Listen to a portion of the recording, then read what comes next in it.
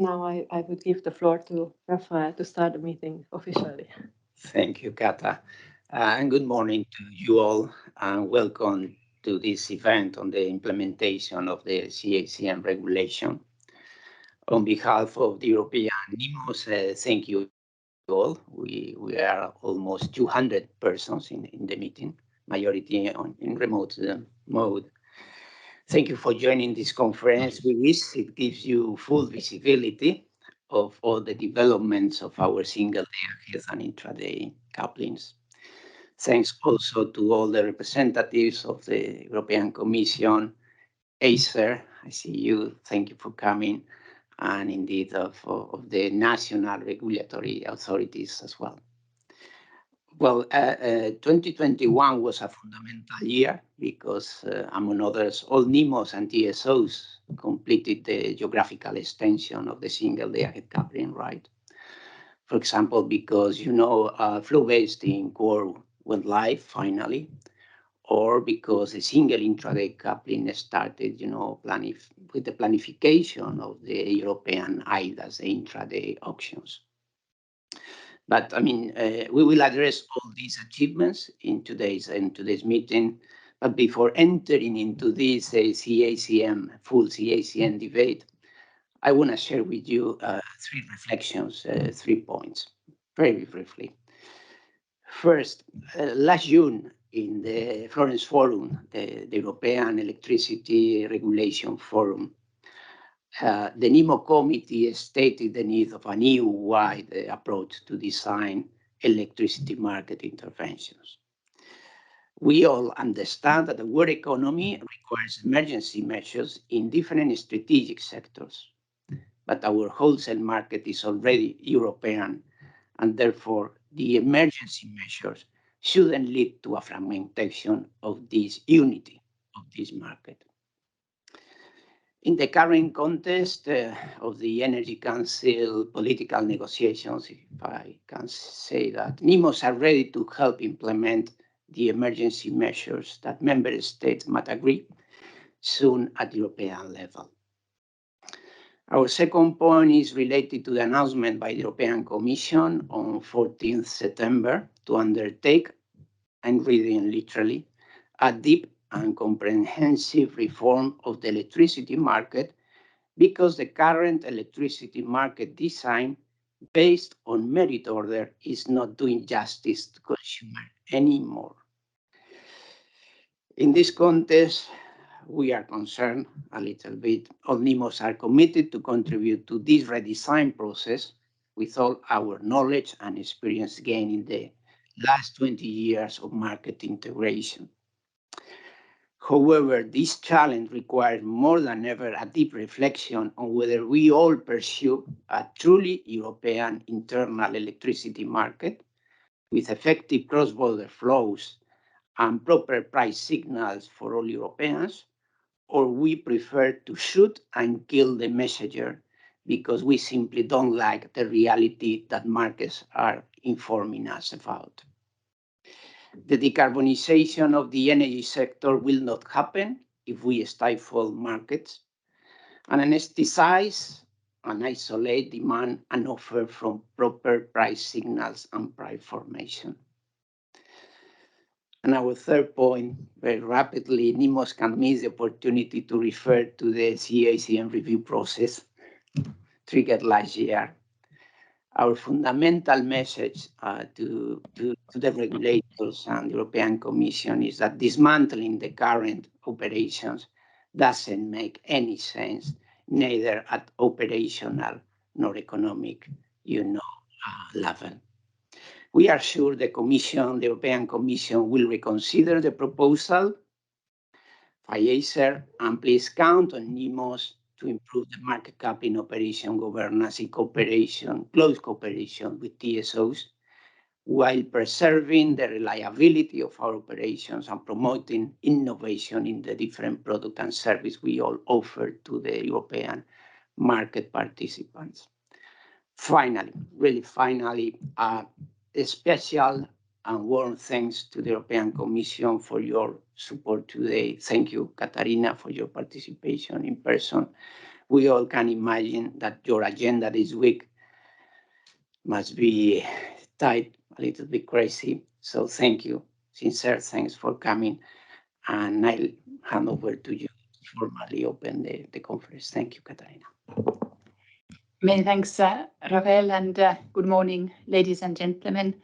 Very pleased to be here today. I could even perhaps say that a moment of peace and calm in the madness of the week. So many thanks for inviting me to join you here today.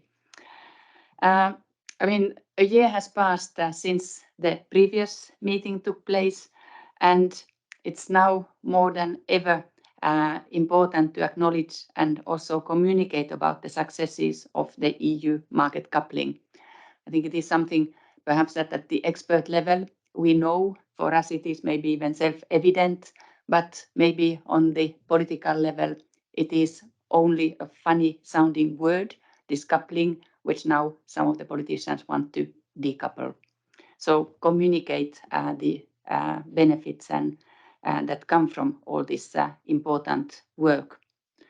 But of course, having said this, it doesn't mean that everything is perfect, and we of course must reflect on where improvements are needed. But before that, I think I can briefly repeat what was said last year, because many of these messages are still fully valid. So the European market coupling is a unique and ambitious project. It is incredible what has been achieved in the last decade. So we have gone from a number of independent national electricity markets to a common, resilient, pan-European one that we actually see working in the crisis, whereby then electricity can flow across borders where it is most needed. So that is all very much, of course, thanks to your hard work. The functioning markets, as we all know, are key to achieve the objectives in terms of sustainability, secure supply, and economic efficiency, which today is often called affordability. So we need a liquid market, we need a well-integrated market, be it then day ahead or intraday, in order to give the market participants the ability to balance their positions closer to real time, and therefore, in turn, to facilitate the integration of renewables, which today are more and more in the mix, and also more and more in the variable sort. Secure supply without the European internal market would be much more costly to member states, but also much more prone to risks. And then in terms of efficiency or affordability, I mean, we as experts, we know that the market will bring the best price to consumers. And as Rafael said, maybe today the best price is a high price, a very high price that politicians certainly don't like, and as a citizen, nobody likes. But yet it reflects the awful war in Ukraine. So we are not in normal times. But in any way, we are very pleased with the work, the good progress that has been made in the day ahead and intraday in terms of geographical expansion and implementation of other requirements. And during the last year, very important milestones have been achieved. So the implementation of flow-based market coupling in the core region, which has also coupled the last remaining uncoupled border in the EU, so with Croatia-Hungary border, and the geographical expansion of the day ahead in the EU has thus been achieved, and we must be very proud of that, and many thanks for your work there. Then the coupling of Italy to the intraday coupling project and the imminent coupling of Greece and Slovakia before the end of the year will then complete the geographical expansion of the This ENTSO-E meeting all day, guys. So a lot of good work also ahead of us until the end of the year. But unfortunately, these were not the only developments during the last year, and I already referred to the Russian invasion of Ukraine and the awful war there, which then is translated into very high prices in the EU, stemming very much from gas, but then reflected also in the electricity. And of course, we've seen also some electricity-specific issues, the nuclear situation in France or the low availability of hydro in many parts of the EU that, of course, make the electricity market more tight and prices higher up. And that's why then politicians are looking into what could be done and are looking for, maybe I call them miracle solutions. Okay, I think again, as experts, we know that the market is not to be blamed for the high prices or for the current situation in general. The market allocates the resources then according to demand and supply and according to the scarcity or the availability of electricity. But you have heard our president that Rafael cited, who has announced a review of the electricity market design in energy. We're still looking at or discussing internally on the timing, but if you know the politicians, you know that their time span is not very long typically. So let's see. Here, I mean, what we need to look at is, of course, that we are going towards an electricity mix where renewables will play a hugely important role. And most of these renewables will be variable, so solar and wind.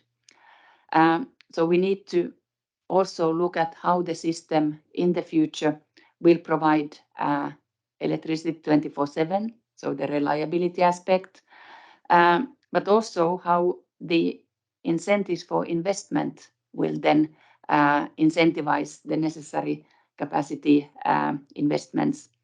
If the marginal price is close to zero most of the time, may be difficult for investors to make their calculations on where to invest. So we need to really look at the investment signals, not only in firm capacity, but also in flexibility. So this work is now starting, as already certain number of meetings have been organized, and we would certainly want to engage with you all very closely. I mean, you have the knowledge, you have the expertise, in order also to continue working in these different areas where improvements are needed. Against this background, it would not, in our view, seem wise to continue working on the CACM reform and then negotiating with member states when we are looking at the longer term review. And that is why my colleagues already communicated in other fora and meetings that we would freeze the official process of the CACM reform for the moment. In the next months, therefore, our work will concentrate on the market design review. We need to make that right. And for this, I really do rely and call for your input. Without your knowledge and input, I think we will not make it right. So that is essential. We will communicate soon on how we intend to organize the process. It very much depends on the timelines that we are given. So we are trying to get as much time as possible, because I think, I mean, ideally a year or even two, but I fear that we will not be given that much time. So as soon as we know the timeline, we will also then communicate on how we intend to organize the work and where your input fits best. But please do start thinking already on where and how the market design can be improved. So to conclude, I again thank you very warmly for the hard work you have done. and invite you to continue to work in the early implementation projects as you are all very much doing. Any improvement in the CACM implementation should, of course, move forward. So many thanks again and congratulations for the many achievements on the market and implementing the electricity market coupling. It's an excellent example of what we can achieve in the spirit of EU integration. Many thanks again and congratulations for your work. Back to you.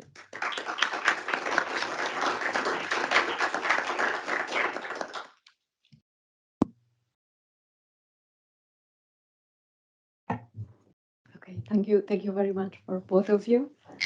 That's really nice. And now we will continue with the single day-ahead coupling. So, single intraday coupling, I'm sorry.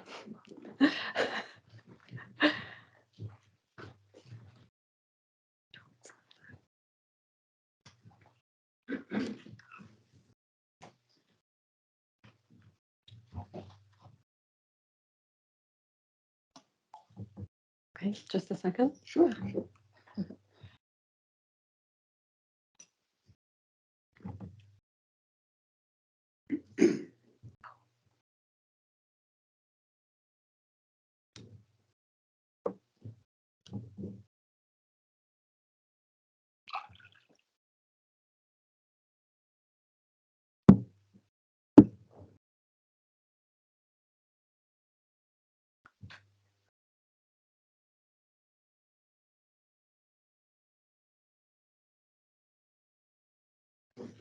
Okay, thank you for your patience.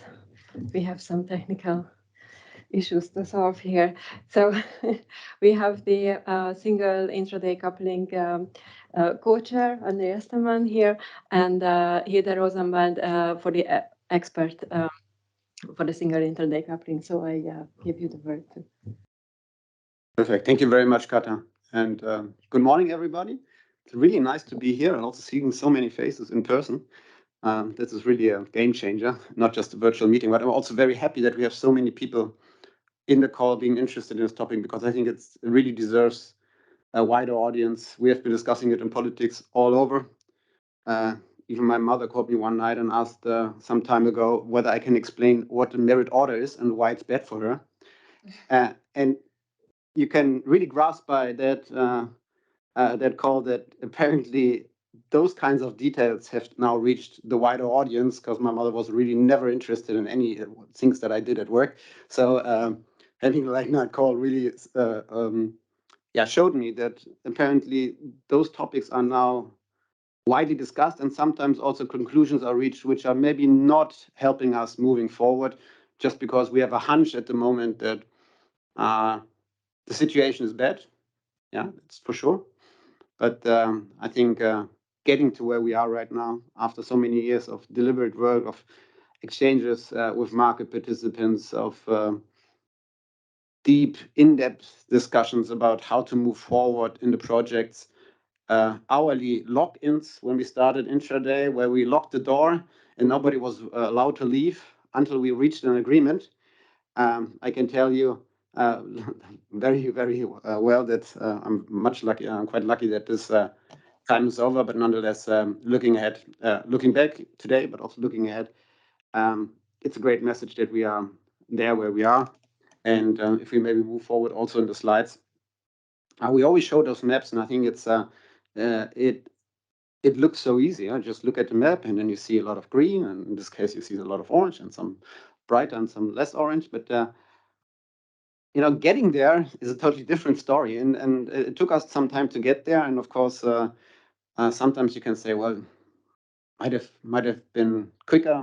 We might have optimized at a certain point here and there, but it is a marathon for sure.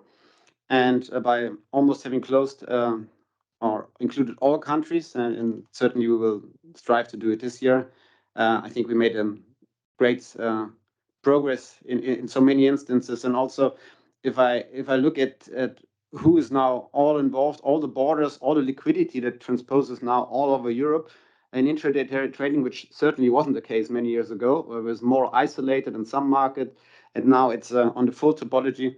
I think that really speaks for itself. That we were not only able by means of a system, but also means of cooperation to move in the right direction and to show where we want to go in the long run, that we give those generators and market participants the opportunity to react as quick as possible to market changes, to changes in terms of demand of generation, and then to put them on one single platform in Europe. I think it's a tremendous task. I think we don't need to go into all of the details we have, but I think for me the big takeaway is that the 21 is a year in the right direction, adding again with the third wave quite a lot of borders to the mix, also very liquid market, which then helps us to further up almost on a monthly basis the records we are soaring for 1 year, from 1 month to the other, by the trades in the system. Continue to do so also in 2022, also even after the go live of Core, which was I think questioned by some. So I think it's the right direction we are going in, and it's really a testament to the work done by the experts. Moving to the next slide, we have a couple of metrics also applied here. Looking at the average clearing prices, looking at it, you get a bit nostalgic maybe. And even in some areas you thought, well, they are relatively high, and today you would take them in an instance, I suppose. But I think the numbers speak for themselves. The volumes, the daily averages of trading, the performance enhancements we continuously do in intraday, in the intraday systems, in the modules that we have, in order to ensure that we are able to deal with that kind of load and that kind of interest of market participants to clear the positions they are having, and also to abide to the balancing agreement they have, and to ensure that we have system operation secured on the entire topology. So I'm very grateful that we are moving in the right direction, and I would then pass on the floor to Hilda. Okay. And please take us through the details. I'm very thrilled to follow you. Thank you.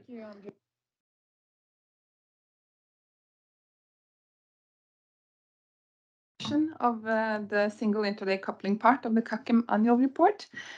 So besides some high-level information, it includes summarizing the operations report, the performance monitoring, the scalability study, and a few words about the research and development going on in SIDC. Actually, Kata, you can go back to the previous slide first. Of course. Yes. So the size of the coupled markets grew to 93.4 terawatt hours from 82.3 in 2020, and it represents more than 60 million trades. On average, 256 gigawatt hours was traded every day, and up to as much as 390 gigawatt hours at the most per day. The yearly prices, the annual mean that are marked in the map, you can see, are calculated as volume-weighted average prices of all the trades per contract per bidding zones. So in the annual mean per bidding zone ranged from 39.86 euros per megawatt hour to 274. Price levels, as they have been also in SDAC, were significantly higher in 2021 compared to 2020. In the map, the colors are arranging, indicating the level of the price, the yellow being the lower priced areas and the red the higher priced ones.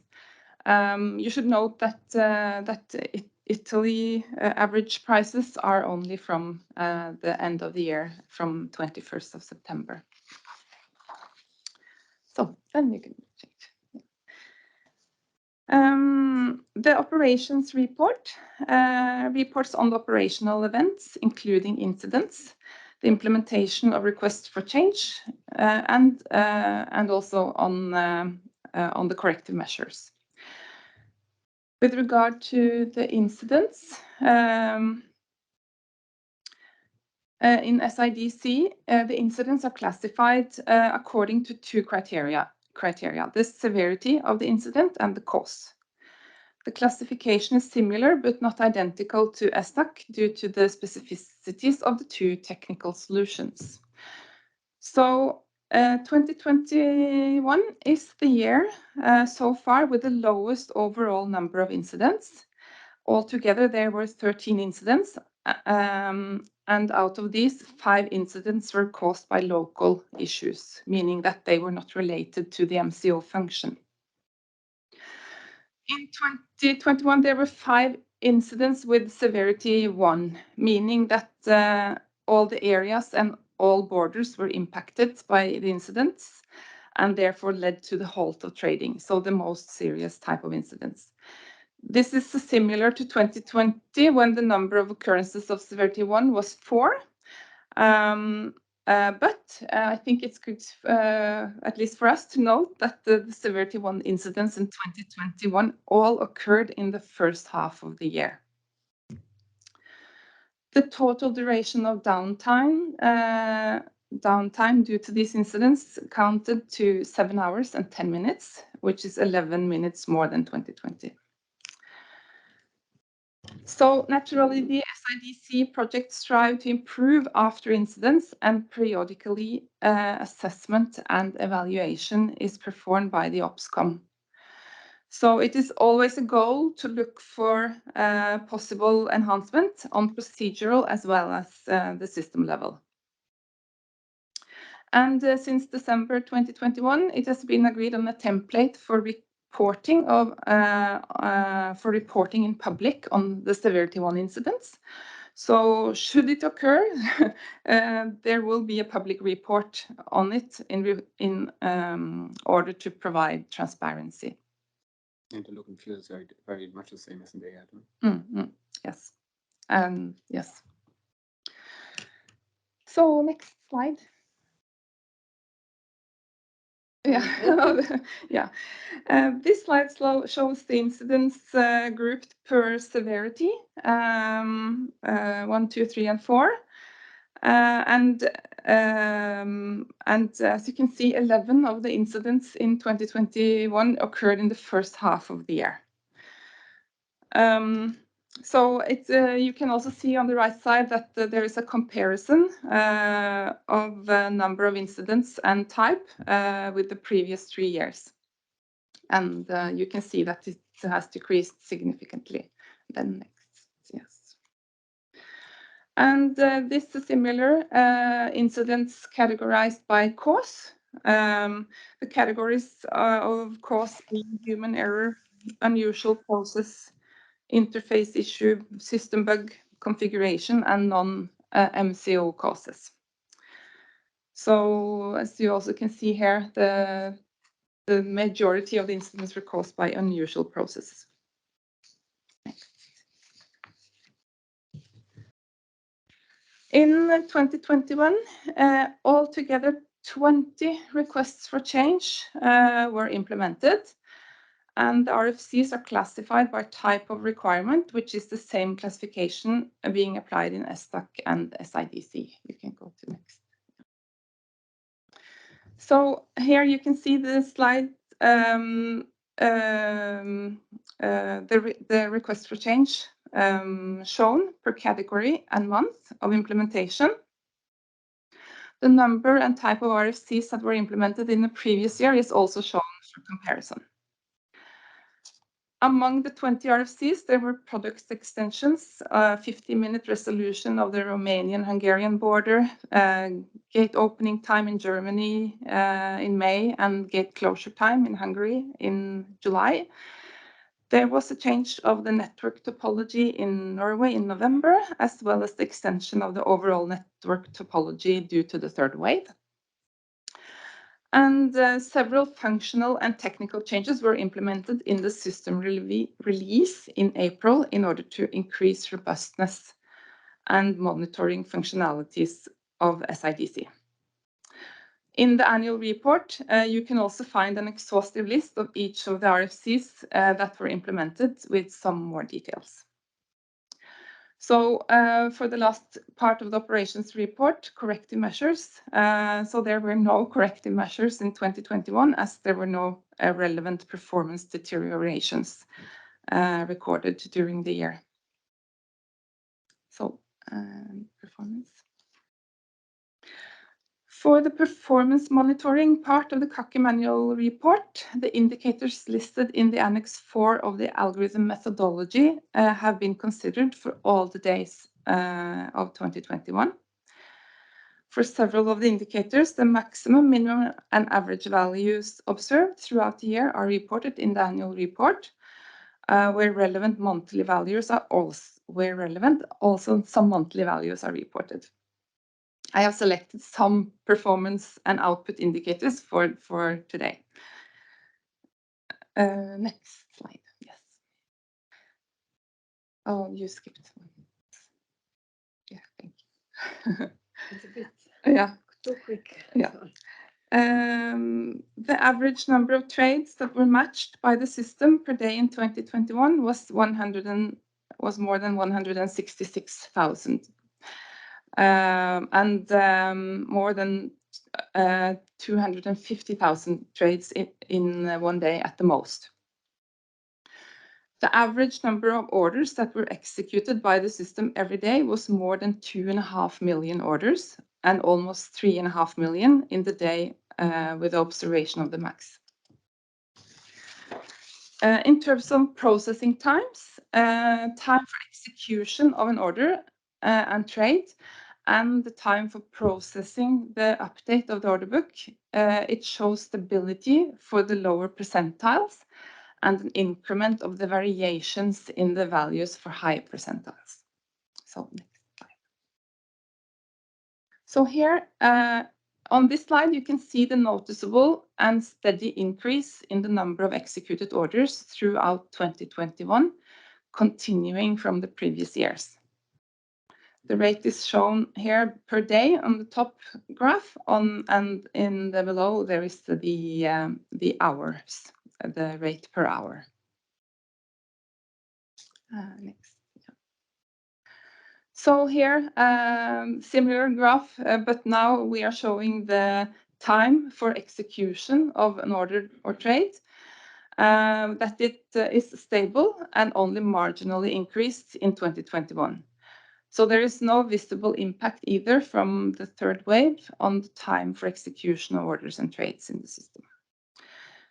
The performance with stable processing times is due to algorithm performance optimization of the SIDC implemented on the hardware and software and deployed shortly before the start of the second wave in end of 2019. So, and the next, yes. So this shows in the same way the processing or the time for processing an order book update. And this is stable and only marginally increased the third wave. So we can say that the third wave of the SIDC geographical extension has increased the topology by a substantive number of market areas, borders, and interconnectors without any impact on the performance indicators. So yes, next. So here, some output indicators. This one shows the total matched volume measured in hours before delivery. So this indicator shows that more than 80% of the current volumes that are traded are executed starting from the 4th hour prior to delivery. It also shows in this graph that no noticeable volume is recorded before the 17th hour prior to delivery. Next. Yes. Here you can see the graphs showing the utilization of the available transfer capacity that is provided for single intraday coupling per border and per direction. So when you read the graph, you can see all the connections in the bottom, and the green shows the utilization for the direction that it is written, and the blue is in the opposite direction. So, for instance, the NO2 Netherlands connection was utilized 69.5% from Norway to Netherlands, and with 2.2% in the opposite direction. Yes, and the next map is this map shows per market area the import and export and the net positions per bidding zones. So the colors of the map are not just to mark the countries, but also to indicate whether the area is an importing or exporting area in the intraday market. So the yellow and orange bidding zones are the exporting areas, and the red and the purple ones are the areas importing via intraday continuous trading in 2021. Yes. So the scalability report. The SIDC monitors operational data related to the agreed service level agreement regarding time and indicators on a monthly basis. These are used for the predictions of the future load of the system for the period of 1 year, as well as for future usage of products. The predictions are compared with the results of different stress tests, which were executed to explore the behavior of the system along different stress test scenarios. The stress tests always represent various situations, covering, among others, for instance, busy hour of the day. 12 scenarios were designed in order to test the performance under 10 million order transactions per day. And the scalability report provides details on the simulation scenarios number 2, variation on distribution of peak load, and number 6, variation on product mix of order transactions. The stress tests, or parts of them, were performed using the latest available version of the SIDC algorithm, release 3.2. So the scalability report foresees the natural market growth and further geographical extensions. The impact analysis intends, among others, to validate a possible of the extension of the number of processed transaction orders in order to ensure sufficient scalability for the outlook of the next 3 years. So it shall be noted that the technical thresholds of the system is above the agreed service level agreement. However, these boundaries are not explicitly defined. So design of the SIDC solution handles high peak situation by queuing up the incoming orders, which may lead to the extension of the time for execution of an order. The scalability report of the roadmap provides an indication of the intended go-live period for listed RFCs. The go-live period may be subject to revisions underway, reflecting the SIDC prioritization process, which considers the regulatory, technical, and commercial aspects of the RFCs and introduces an aspect of planning flexibility. So there are some assumptions then in the scalability report.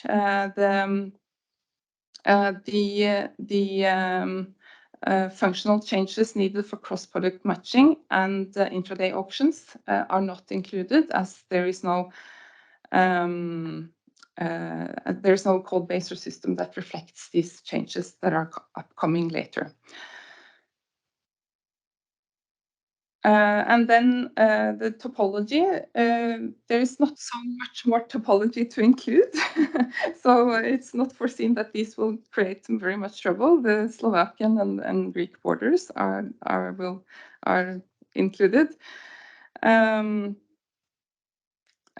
then the order transactions and the trades are reflecting the experiences that we have trying to predict the developments in the future. You can go to the next slide.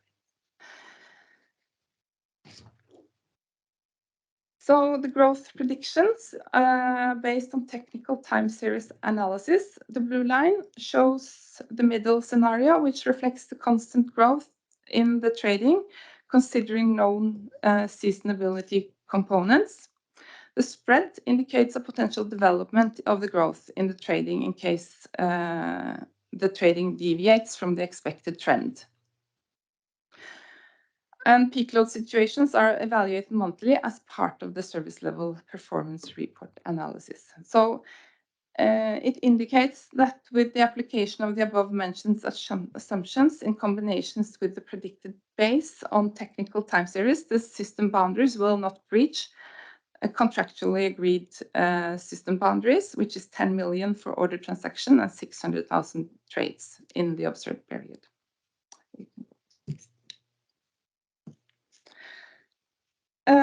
Yes, so this synthetic chart showing growth predictions, tested system performance, and agreed as service level agreements with triangular chart.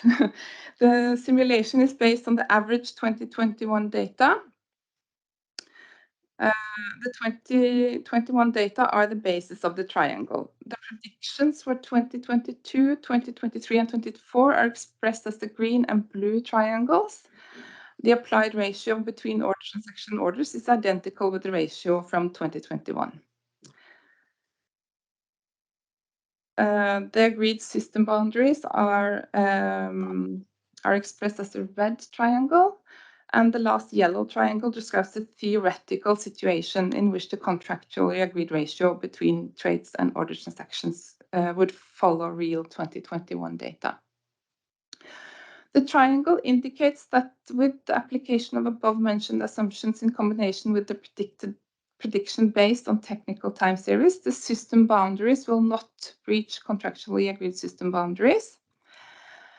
And furthermore, it indicates that the real ratio between trades and order transactions differs from the same ratio based on the contractually agreed SLAs, the red triangle. So the application of the assumptions, the newly agreed system boundaries should be safe for the next years of the operations. The system boundary on the number of trades is the closest to the limit and should be subject of the business attention during negotiations with the system provider. So go to the R&D report.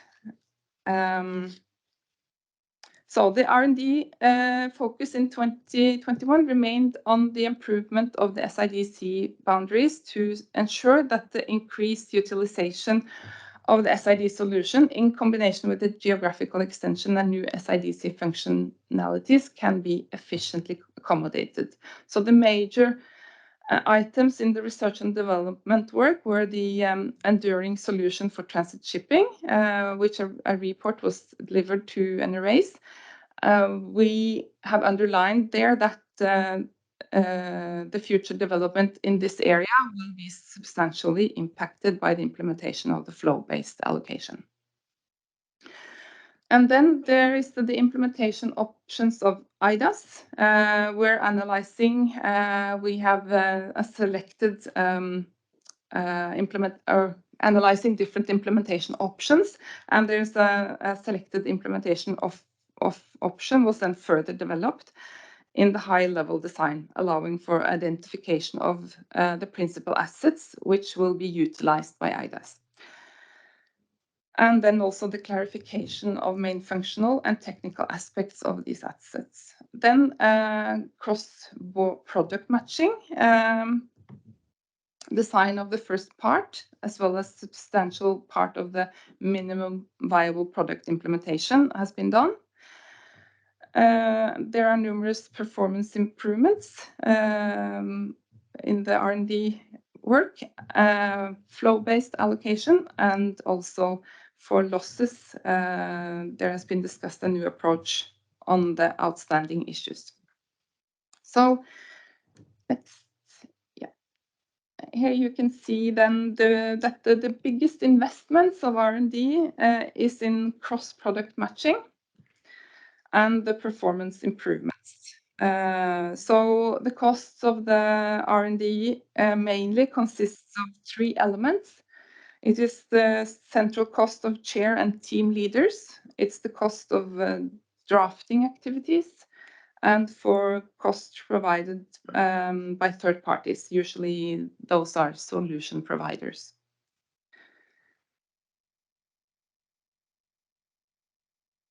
Yes. So the R&D items with the biggest share of the costs also contain more third-party costs in compared with the other items. So, for instance, the product extension to 15 minutes is tested locally. So therefore, the cost at the central level of this work equals to 0. So in the CACM report, you can also find an overview of the major items in the R&D program with description of each item, what the outcome and impact is on the CACM compliance, and what the foreseen next steps are. So I think I have used my time. Yes. Yes, Absolutely. Thank you Yeah. very much, Hilda. So as you heard, we have many data. We have many abbreviations. So if you just get lost, go to the NEMO Committee website. There is a glossary there, so you can check all the abbreviations. And I think that we have still some time for questions. So if the audience, anybody has a question regarding the single intraday couplings, SIDC. Because in the chat, I see no questions. Okay. Yeah, please. If you just, would you be so kind to go there and, yeah, the chair. It's just for everybody else. I mean, virtually can hear you. Good morning, everybody on the phone. I'm Jérôme Lepage of EFET. I was wondering, you showed projections about the expansion of SIDC. How does that take into account the introduction of intraday auctions, or is it just for continuous trading? So I'd be interested to have more info.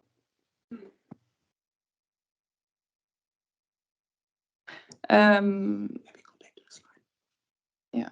So the intraday auctions are not included in the scalability studies. But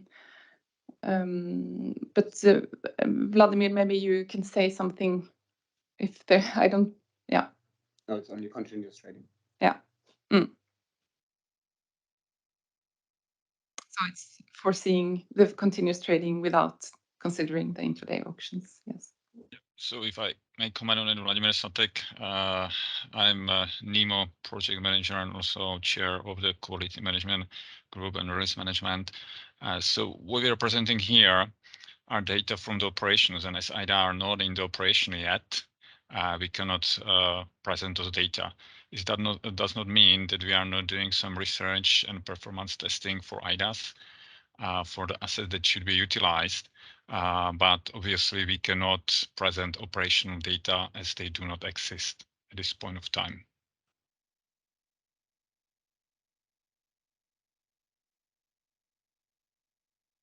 But then my follow-up question is how, so I understand this is not taking account of IDAs, but how does that potentially take into account the possible cannibalization of continuous trading by intraday auctions? And I was wondering if this was considered in the study or not.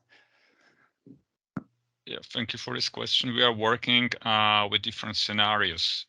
But in principle, it's very difficult to predict that because there is experience on Italian borders. There is also experience in Spain, but for other countries, we don't have the experience. So you may be right that IDAs may take over part of the liquidity of continuous trading, but it may be the other way around. It may be that IDAs will take over part of the liquidity from SDAC if IDAS proves to be, a tool more convenient to the market participants. So we are working with certain scenarios, making projections, but of course, we need to see in the operation if our scenarios are correct or not.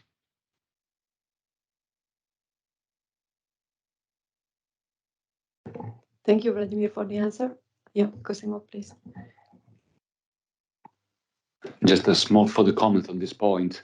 That analysis is mainly aiming at running stress tests. So the case you are figuring out would be reducing the stress because there would be less liquidity. This is not an anticipation of the expected volumes, but how the system is expected to react to a growing level of demand of the system. So it's a system analysis.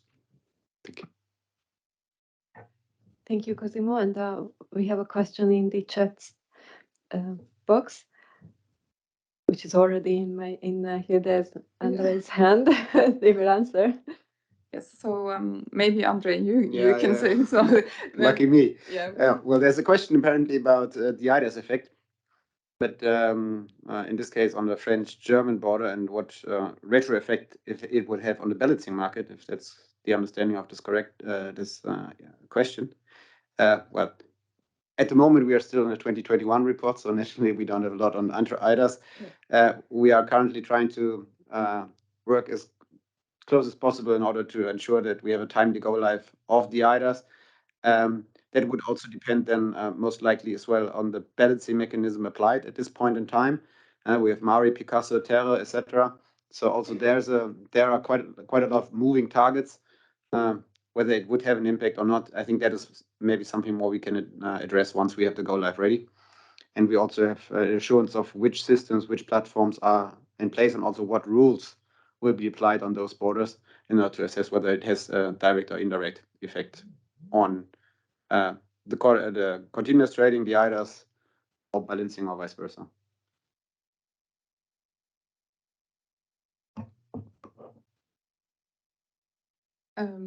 What is the stake in the percentage of SIDC volume from the final consumption in EU? George is checking our technical data here. I don't know. George, we will come back to you with this kind of question. Yes. Thank you, Andre. It's very interesting. I have, but it takes maybe more than 1 minute. So. Yes, and is cross-product matching planned to take place also cross markets borders? I think it is, but we'll see. Yeah, we'll see when we get there. Mm. Yeah. So it's in the planning, of course, that this will also be cross-zonal. Yes. Mm. Okay, thank you very much. So if you still have any question, just please write it in the chat or write an email to us. We will put in the chat the emails, the secretariat for NEMO Committee. And now, thank you, Andre and Heather, for the SIDC part. Well done. And we are moving to the single day ahead coupling.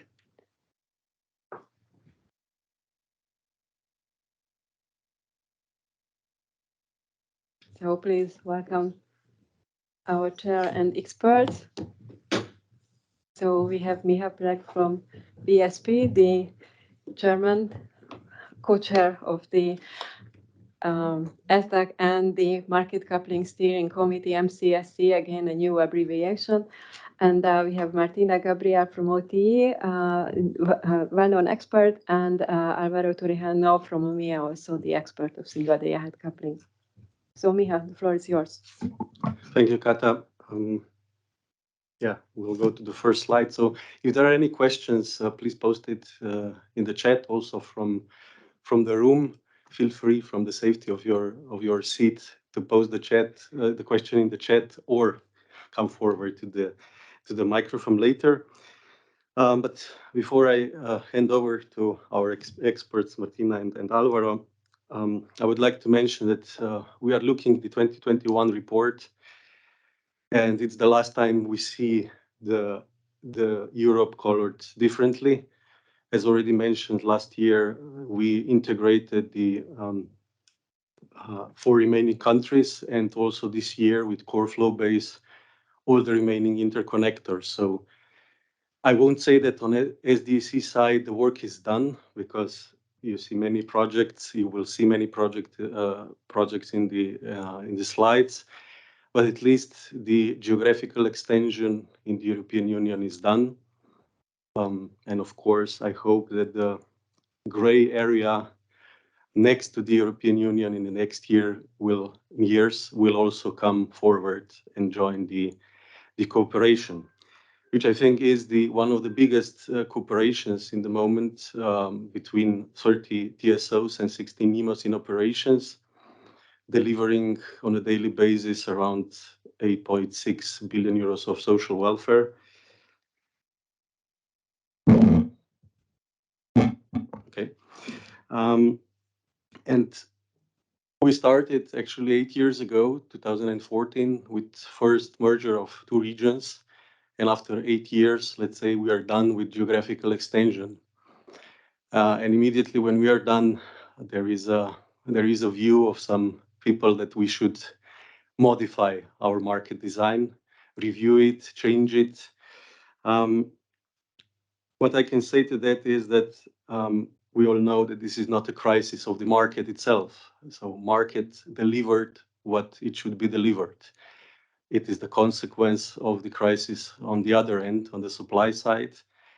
So also Acer recognized that. There is a famous report, Final Assessment of European Wholesale Electricity Market Design, published in April this year, where I think they recognized very well that Acer finds that current electricity market design is not to blame to the crisis. In contrary, the market rules in place have to some extent help to mitigate the current crisis. So our market is helping us, but nevertheless, it seems that we don't like the result. So before I hand over, I will repeat, don't kill the messenger if you don't like the message. Please. Well, next slide, please. Well, regarding the high-level market data, 2021, we have had a big event in market integration, which is starting from June the 17th. We did the go live of the interim coupling, and that means that the 4 MMC countries' day-ahead market was integrated in the pan-European day-ahead power market. This means that the trade volumes were increased due to the integration with an annual trade volume of 1,700 terawatt hour with a daily average of 4.7 terawatt hour. Next slide, please. Well, regarding clearing prices, 2020 was the year of lockdown, so we had unusually low prices. And in 2021, we have had big prices. That means that clearing prices have increased significantly with the previous year. And with the exception of Nordic countries, which had an average price around 40 to 80 euros per megawatt hour, the average prices converse is around 100 euros per megawatt hour. And I give the word to Martina. Thank you. I will present you the operations report and the performance monitoring report. So first, operations. We are presenting events like incidents, requests for change, and corrective measures. You will see that all these events are presented separately until the interim coupling project go live, and then they are reported on the MRC side as we are Europe-wide at last.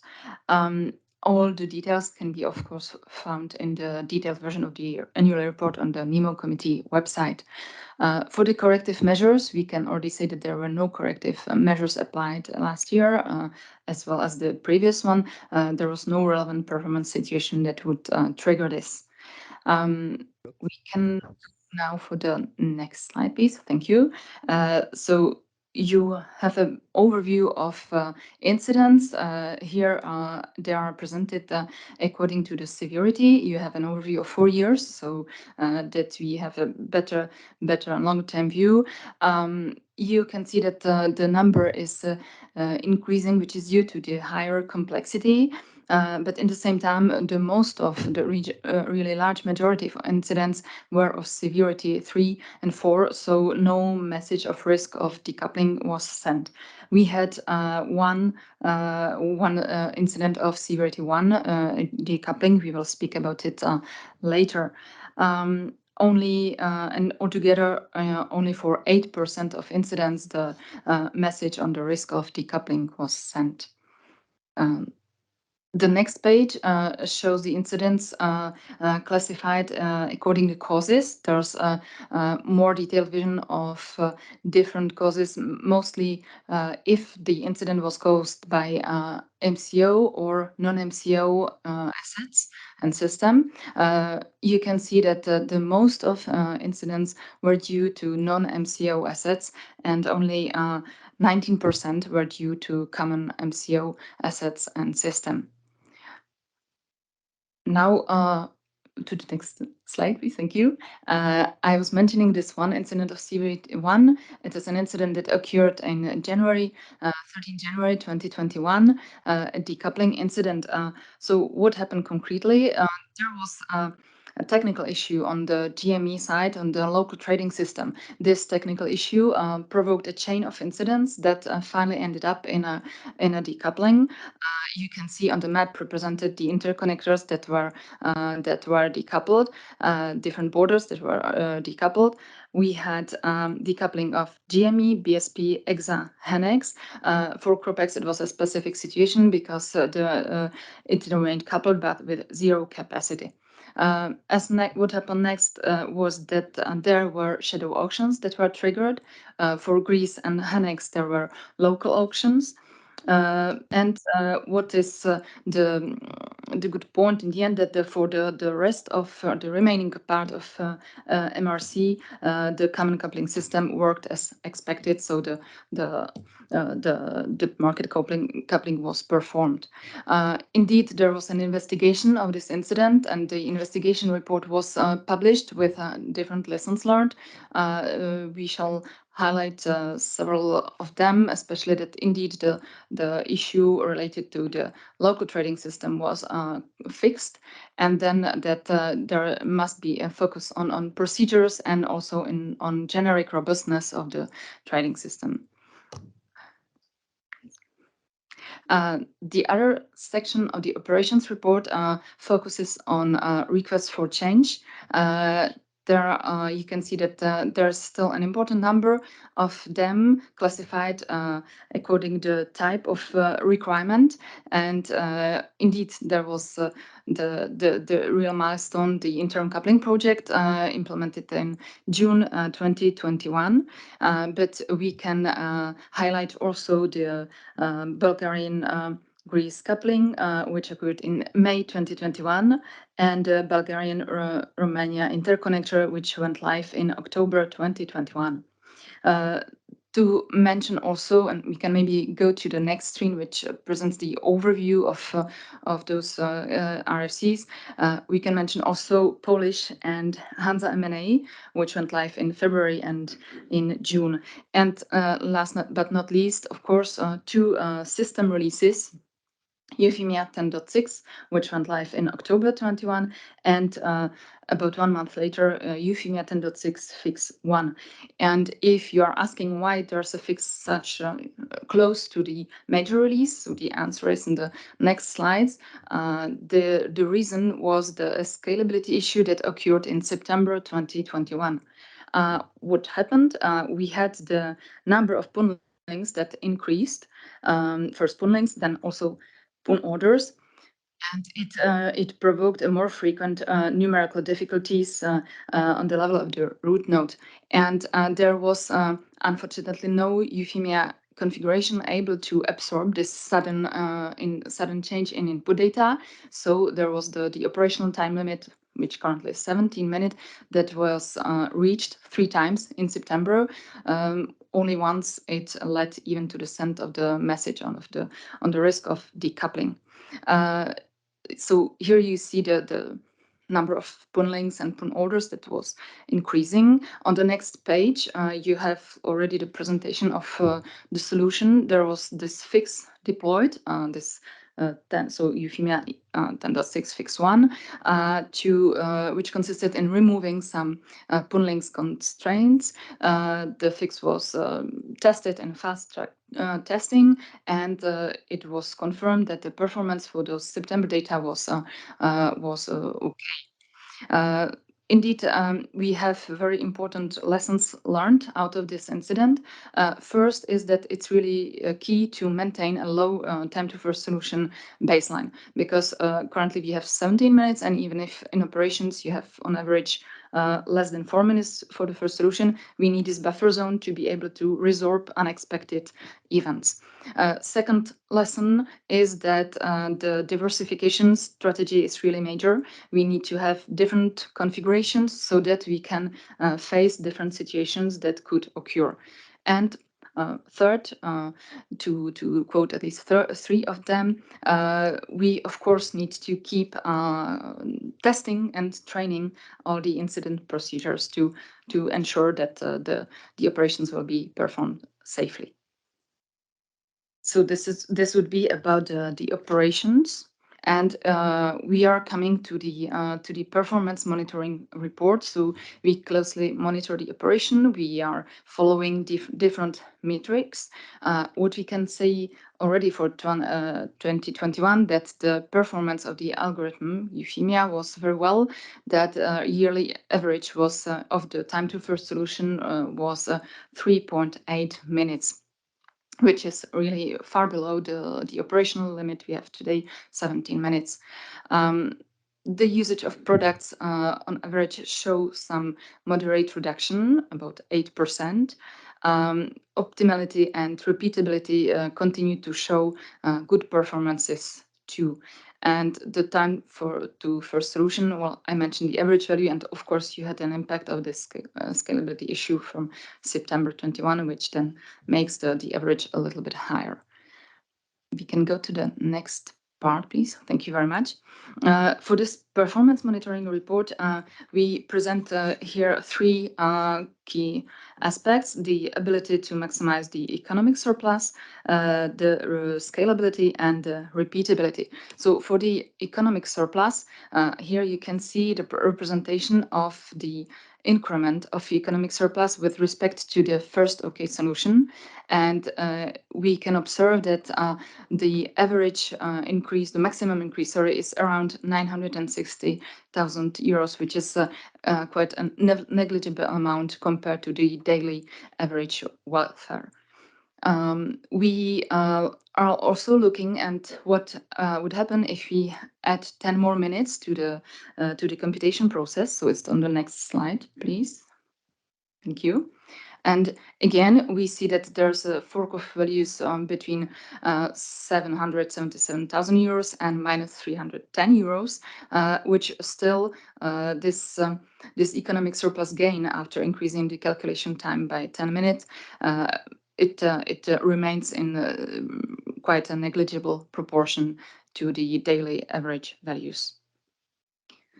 The next slide mention one of the indicators that we look at the most, probably the time to first solution.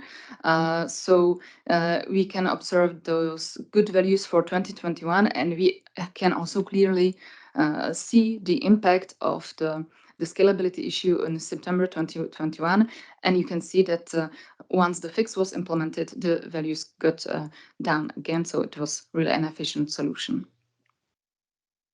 And last two slides in this section are dedicated to the repeatability. So we can observe that in 2021, the level of repeatability is really high. It's always higher than 98.48%. And what is also important to highlight, it's the graph below. When you can see the duration curve, you can see that the line, which is a stride, which represents all the cases where of sessions reaching 100% value for repeatability. So the number of those sessions is increasing every year, and you can see that it's really high for the 2021. So these are, of course, very good news. And last point on repeatability, we monitor also what is the repeatability impact of differences. And we conclude that, again, the impact is globally negligible. And now I give word to Alvaro. Thank you, Martina. The performance monitoring report does the analysis of the usage of each product and its impact on algorithm performance. Basically, is what if we replace one kind of product by other of the supported by the algorithm. The methodology followed this year is that we have used the last quarter of the 2021 year. That means that we are taking the most challenging sessions. In the conversion of the products, most of the products that have been replaced were replaced by mandatory ones regarding the products methodology, or a new product that we want to introduce, for instance, in the case of complex order by scalable complex order. The main message here is that the complexity doesn't come from one single kind of product. It's the combination of products what makes the session difficult for a main case. Many products are used.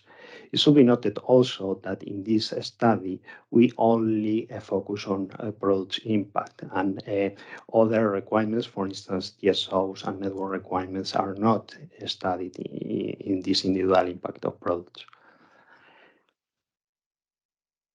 So next, thank you. Well, here we start in the scalability report, in which for the 2023-2025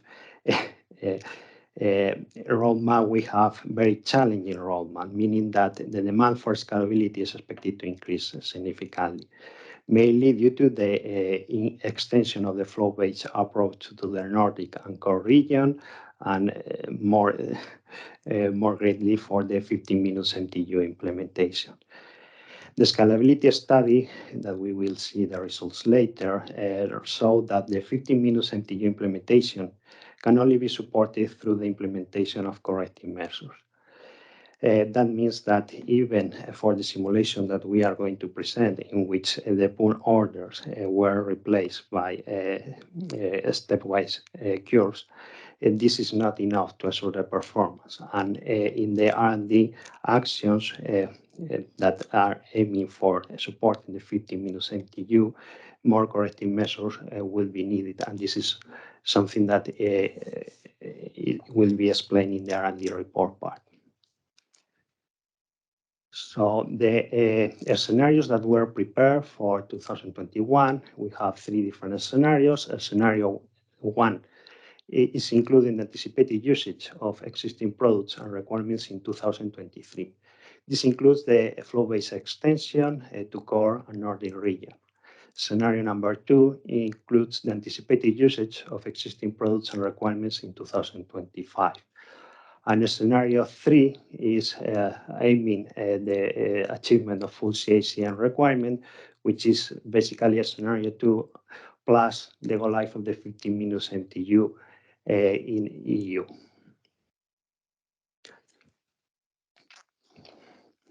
Well, here we have the figures in which the most important thing is that the pull orders have been replaced by supply merit orders, by demand merit orders. Next slide, please. And the result for the first scenario, we had some failing sessions that were that the cause were due to the projection of the pull order growth, which was significantly high from 2020 to 2021, which is the growth we project for the preparation of future scenarios. Nevertheless, this was solved by applying some alternative configurations. So this was solved straightforward. For scenario number 2, one session required Eufemia to be configured with custom configuration provided by the algorithm provider. And for the last scenario, 2025, which included the 15 minutes MTU, we have already said that the pull orders were removed. And this is the first time in which we have performed scalability report with one Eufemia version that supports the 15 minutes MTU. Eufemia 11.1 supports most of the 15 minutes functional requirements. So this time we have had such Eufemia release. On the other hand, for the data, as we don't have yet data in 15 minutes time resolution, the scenario were prepared by combining 4 continuous sessions into a single one. And Martina. And to close this SDAC part, the research and development report. In 2019, NEMOs and TSOs launched the Eufemia Lab program, which is the research and development program, in order to ensure that all the requirements can be implemented and guarantee also consistently the best level of performance for Eufemia. Therefore, as topics, this research focuses on hardware, on software, on market design topics. There are different streams which are more or less disruptive. We have already some success stories that were also presented last year, like the preparation of and conception of scalable complex orders, the LTA inclusion, which led to a drastic reduction of flow-based PTDF constraints, the distributed architecture, which helps the algorithm to be more performant, and also indeed the 15-minute implementation functional adaptation, which is a topic that goes also through the 2021 year. So we could maybe switch to the next page. Thank you very much. Because it remained one of focuses of last year research. Prepare the implementation of 15 minutes means indeed to include all the functional adaptations on one hand and improve and boost the scalability on the other hand. And that's why this topic remained the major one of the research, but we focused also on other topics that were part of the Eufemia Lab iterations. Namely, these were market product improvements that concerned PUN orders and scalable complex orders, and also more disruptive topic, a study on non-uniform pricing. A new study was delivered last year. You know that it is a topic which is present in the Eufemia Lab since some time now, and this study was focused first on the risk of gaming that a non-uniform pricing could bring, with the conclusion that this risk is not higher than with the current approach. And the second part of the study was dedicated to the different options of how to finance the side payments, which is one of the trait of this non-uniform pricing approach. To mention for the last year record also the workshop on the future of algorithm that was organized in March together with NEMOs, TSOs and regulators, and which allowed us to have a very good exchange indeed on different topics. And there was also one concrete stream as an outcome of this workshop, which is now present in Eufemia Lab, and that's the stream on the 2030 future of the algorithm. Now we can, and to somehow bring some proofs about, if I say that there's a focus on 15 minutes, so you can see that clearly as for the budget for last year, the 15-minute topic took the biggest part, and you can add to this also the section called diagnosis, because there are different improvements being improved and being researched, and then we have simulations that are run to check how the performance really developed and what is still to be done. We can also highlight on this this study on non-uniform pricing that you can see there, and as I mentioned on the iteration 6 graph, the future of the algorithm 2030, which is so this one of those outcomes of the workshop we held in March last year. And to close this this section, you can see, and it was during all this section dedicated to SDAC, that the algorithm is facing many challenges, that you have market evolution, different requirements, market growth, etc. And so therefore the research and development is really needed and needs to continue. As for topics that are here in short SEM, so of course, it's still the 15-minute implementation, different performance improvements, also exploration of the possibility to apply corrective measures if the performance is not satisfying. And in this context, also the further exploration of non-uniform pricing, which is still on the stage of research, but is checked as from the perspective whether it could be a solution to bring an important improvement to the algorithm performance. Also, new topics will be included with a rather midterm implementation perspective, among them the co-optimization, and again, as it was said already, the 2030 future of the algorithm. We can mention also that this workshop held in 2021 had already a second edition in June this year, so that is also one of things that that continues and is beneficial. And we have already mentioned earlier today the intraday auctions. So you know that the intraday auctions will use Euphemia as algorithm. So indeed, IDAS will also somehow enter in the field of the R&D research for Euphemia. Thank you, Martina. Thank you all.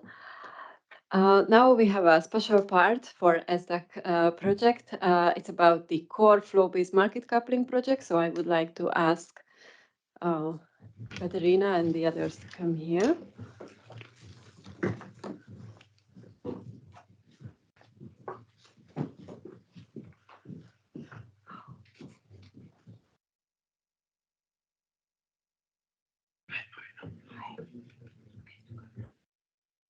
Yeah.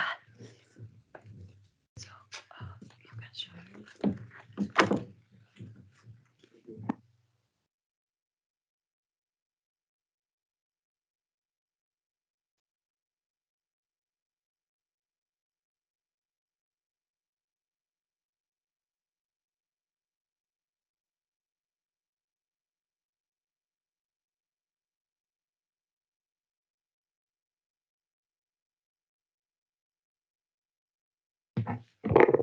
Hello.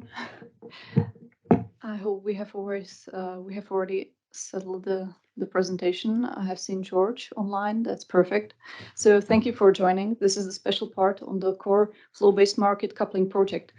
As the project went live in the beginning of June this year, we thought this is a great opportunity to show you the first 100 days of the project, to tell you something about the history as well, and then talk about market participants' perspective and also NRA's perspective.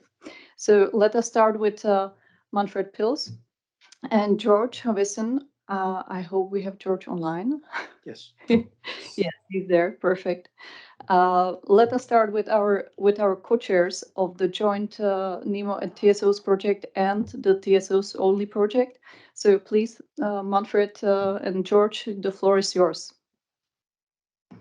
Yes, thank you very much for giving us the chance to present this major step in the fulfillment of the energy market. George and myself and Marina are happy to report about this major step.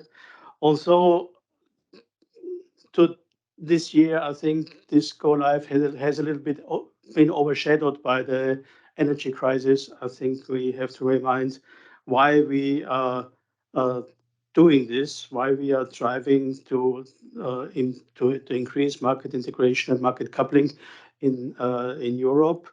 And I think we have three major grounds why we are doing this. The first one is the integration of renewables. So we would like the renewables are more or less not located in the load centers, and we want to integrate them into the energy market. And therefore, we have to respect the bottlenecks which are still existing. Then we have, secondly, reasons for the energy system, because the energy system with a wider area is then more robust and it enhances security and adequacy. And the third point is that is a market reason.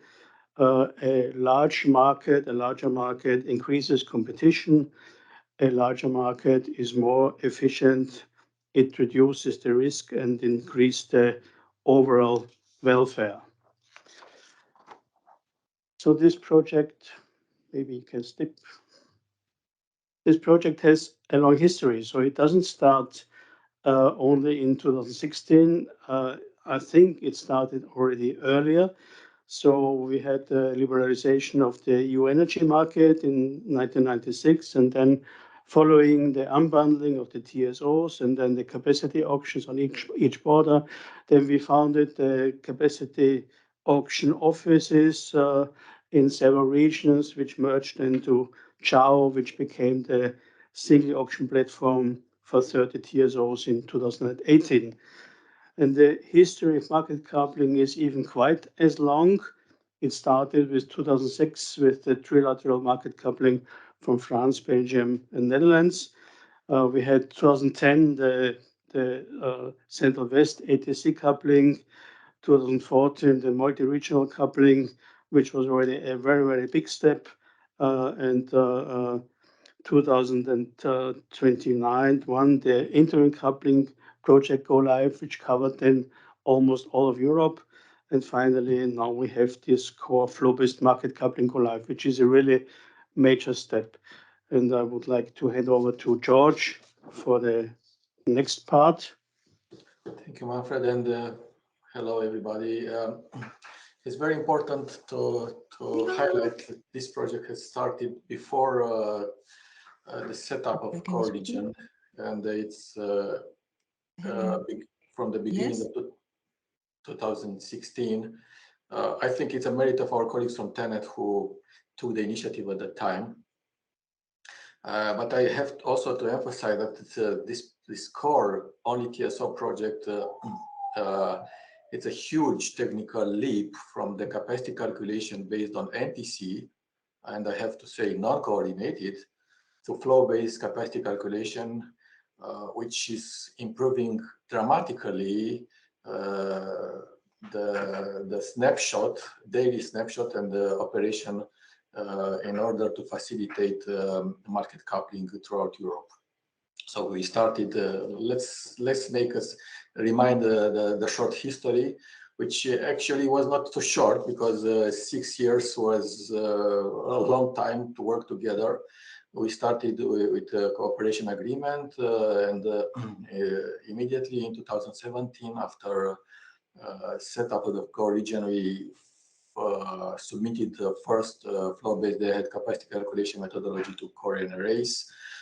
Meantime, we have prepared internal power run based on prototypes, and it's worth mentioning the whole project we've seen at the very beginning as a research and development, even though we had sometimes discussions upon this research and development with the stakeholders, but it was actually research and development. We had also afterwards in 2019 the ASA decision of the methodologies for day-ahead and intraday. Meanwhile, based on a master test plan, we have launched external power run, which has been much more long than it was in CACM, only 6 months. We've done this like 1.5 years. And by switching to the publication of the 7 business day, we have approached to the real life, like real life operation. And finally, this year we have gone live with the capacity calculation, and because the market coupling was a fact since last year, we switched from the NTC calculation to flow-based calculation. So we still have in front of us a lot of challenges and tasks as well. The flow-based intraday capacity calculation is on progress. ROSC and cost sharing, the version 1 will be go live in 1.5 years, 2 maybe. long-term capacity calculation, balancing capacity calculation, and of course, the well-known and discussed common grid model. We had also core joint with our colleagues from NEMOS, the security, operational stability, and the final enduring solution for go live. And this is for the history, short history. I would like, though, to add, maybe you can go to the next slide. What I said that this project was more research and development. We have to define methodologies, and on the run implemented partially these methodologies to verify the algorithms and how they are working. We have to develop, and it was quite a work to develop the implementation and experimentation tools. And after the SIP has been entering into force, we had new challenges. Learning by doing, we had to find solution to align with the SIP requirements, to find ways to filter the connects in our common IT system, change the remedial actions, to demonstrate, to develop KPIs to demonstrate that the methodologies works actually, and the results are correct. And now we are working and we are discussing together with our NRAs for the post-go live studies in order to foresee the next stages in our work. And meantime, we had to perform in the parallel run process training, operationals, real-time operation was always had also a priority. So our operators were very busy, sometimes too much or overwhelmed by the tasks for real operation and experimentation or run. But we succeeded finally with some delay, of course, everybody knows that. But finally, this summer we succeeded. And if we go to the last, my last slide, nowadays we are in operation. We have delivered a coordination, operation coordinated. Each TSOs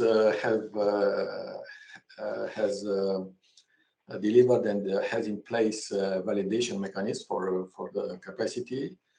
Operational validation mechanism. We are on the way of implementation ROSC and cost sharing processes for market coupling efficiency. Already in place from last November, we have a so-called improved coordination solution, which is working. And we have participated together, of course, with our colleagues from ENTSO-E to if any other updates what was requested to us.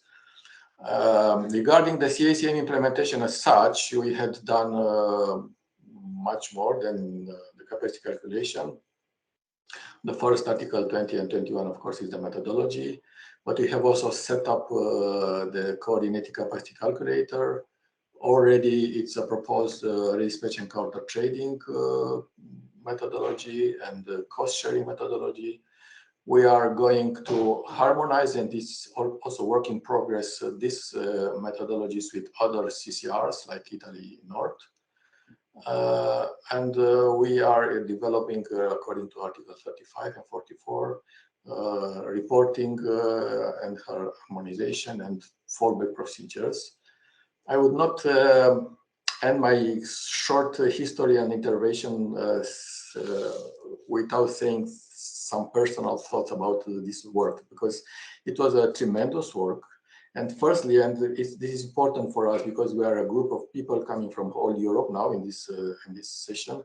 It was a cultural endeavor, I can say, with challenges, because we had to overcome our let's say cultural differences to leave behind our interest in order to find a positive compromise. Usually compromise has a negative connotation, but here it was a positive compromise. I will leave the technical details to my colleagues, and I will not end without saying something related with the previous presentations. Now we have, as also Manfred said, we are in a very difficult energy situation in Europe, and I always make the comparison with the telecom. So I should do that. And I see that telecom is a huge success, where electricity market or electricity in Europe, it's like a little bit behind in terms of affordability, and today's situation is not too good. But our market coupling is here to stay, because even though we will find another, let's say, algorithms in the future for the software, for the coupling, the market coupling is a fact. What it was our work, it's as TSOs, it's a huge accomplishment, and it will stay, because this is a very good technical achievement. And I think all of us will work together in the future to find solution for the market development as such, which in my opinion has to be improved, but it's also work in progress, and I hope everybody will participate to that, TSOs, NEMOs, and all stakeholders together. Catharina? Thank you, George. So I give the floor back to Manfred. Yes, thank you very much. I can just echo the concerns of George. For the joint project, I think we were facing several challenges. One of the big challenge was that there was an implementation of many parallel projects, and also a sequential of different projects. And of course, this doesn't go smooth, and if one project is postponing its go live, then the others have to wait or have to change their schedule. So this was a big difficulty in the whole project concerning the whole of Europe. The implementation of M&As on several borders was such a problem. Of course, the duration of the problem for several years, which required sometimes a redefining what was already finished concerning the market design and the procedures. And there were many various sensitive and political topics which should be solved before they go live. And I want to mention also that there were some gaps in the legislation. For example, the negative concession income was not known at the time of the creation of the CACM. But this caused, of course, a lot of problems for the parties, how to deal with that. So 35 parties created a lot of complexity, but overall we managed it. And despite these challenges, we are proud that we have managed all those problems. And I think we can say that there are some achievements. So it was a really successful cooperation of TSOs, NEMOs, and NRAs. So we have created a common structure which will help also to implement the future projects like the ENTSO-E and the IDA. So I'm very optimistic that we have now managed the biggest part of the energy market, and then we'll manage also the other smaller ones. So at the end, I would like to thank all companies and peoples involved in the project who have done their work very, very efficiently. And I really thank everybody for this very big achievement. Thank you, Manfred. Let's go to, after the history and the challenges the project was facing, let's go to the first 100 days of core flow-based market coupling. So I would ask Hélène Robert, the head of regulation and market design at ENGIE, to present the market participants' view. Good morning, everyone. So thank you. Indeed, I'm Hélène Robet, so working at NG Trading and Energy Management entity. But why am I here today? It's because I am the co-chair of the consultative group. So the flow-based core consultative group was a group set up to give a window from the project to the market participants. It was extremely important. I was co-chairing it with Ruud, who is here in the room. So first, I wanted to thank Ruud for the organization of the consultative group, which was extremely useful. And I think from us, from the market, somehow the only window we had to the project that was giving us visibility on the milestones, on the challenges, on what we would expect, also allowing us to raise questions, to raise concerns, and together with Ruud, we were trying to facilitate and to channel all the concerns and the questions to try to make the market ready for the go live, because of course UTSOs and NEMOs had to work a lot, but we also had to do our homework to be ready, to make sure that the market was functioning, because at the end of the day, we are the one using it. So it was also important to create the right structure and the right forum for market participants to be ready. Of course, the consultative group is not over. As you mentioned, there are many updated and new methodologies to come. So we'll continue to animate the forum, and hopefully we will continue to ask questions to you, and hoping to get answers. So I'll try to give a quick overview from the market on how we have lived the go live, and starting with the positive. The key success factor from us are really the change from a small box or a rectangle to a very complex shape. And I like to take this image because before we had this very simple but maybe not optimal capacity calculation process, and now we're going to something much more complex. So on the one side, we have a better grid utilization, but on the other side, we have more complexity. So how did we manage this? How did it work? First, I mentioned it's the involvement of market participants was really key. And I think, I repeat, it should also be key in the future for future developments. Pedagogy, extremely important. So not everyone is able to understand PTDF, CNEX, RAM, and so on.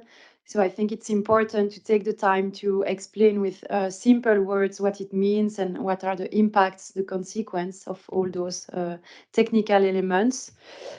The parallel run it was extremely important to make a good parallel run to allow people to understand the impact of changing from a rectangle to a complex shape, to feel a bit in which situation what they can expect.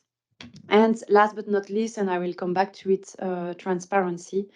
I think a complex shape is okay if you understand why it is like it is. Having a complex shape that you do not understand or that you cannot explain is very problematic for the market. So it's a bit like volatility in the price. Volatility is fine as long as you can explain it. So as long as you understand. So the volatility as such is not a problem, but volatility without explanation and transparency is a big problem. So you can go to next slide. Of course, there were also key challenges. Transparency. I said I would come back to it, and I think I want to insist it was from us, from the markets, a difficult process. It took us a lot of energy. We had to convince NRAs, policymakers, TSOs about the need to explain and to give the information about the technical parameters. So I will not bother you with all those technical parameters, but we had to explain why it was important for the markets. And I think we end up in a situation where the level of transparency is good. Of course, it can always be improved, but overall, I think we achieved the good level of transparency. But it was a long battle, and I think it should be the other way around. I think it should not be up to the markets to justify why they need the data, but by default, transparency should be given unless it can be proved that it's creating a problem. So also to keep in mind for future developments. Process stability at the beginning, and I will come back to it, but a few weeks before the go live, we were still facing issues in terms of process of capacity calculation, both the common process, but also at individual TSO level, so the validation process and this kind of local process. And last but not least, the intraday capacities. And here I put the picture in the other direction, because after doing this nice shapy thing, you have to extract a box from it to give it to XBit. And for those who are playing Lego and this kind of stuff with their children, you know, it can be complicated. So we understand it's very complicated. But again, a few weeks ahead of the go live, we had the feeling that the heuristic process to extract the box from the shape was not mature enough, not ready, leading to an extremely high frequency of empty box. So the box was not existing. So those were for me the key main challenges, but luckily they have been solved. If you go to next slide.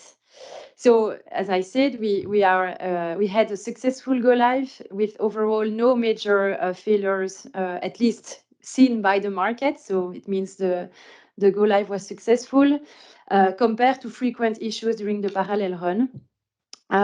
There were some minor hiccups, publication delays, and a large domain reduction events on the 16th of August.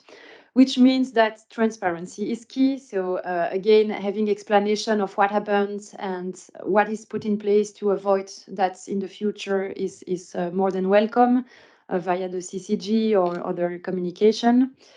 We are also happy that the LTA domain is almost never the limiting one, as far as we see it, which means that work can be done on improving the long-term domain in the future, hopefully. So happy to discuss that tomorrow with some of you.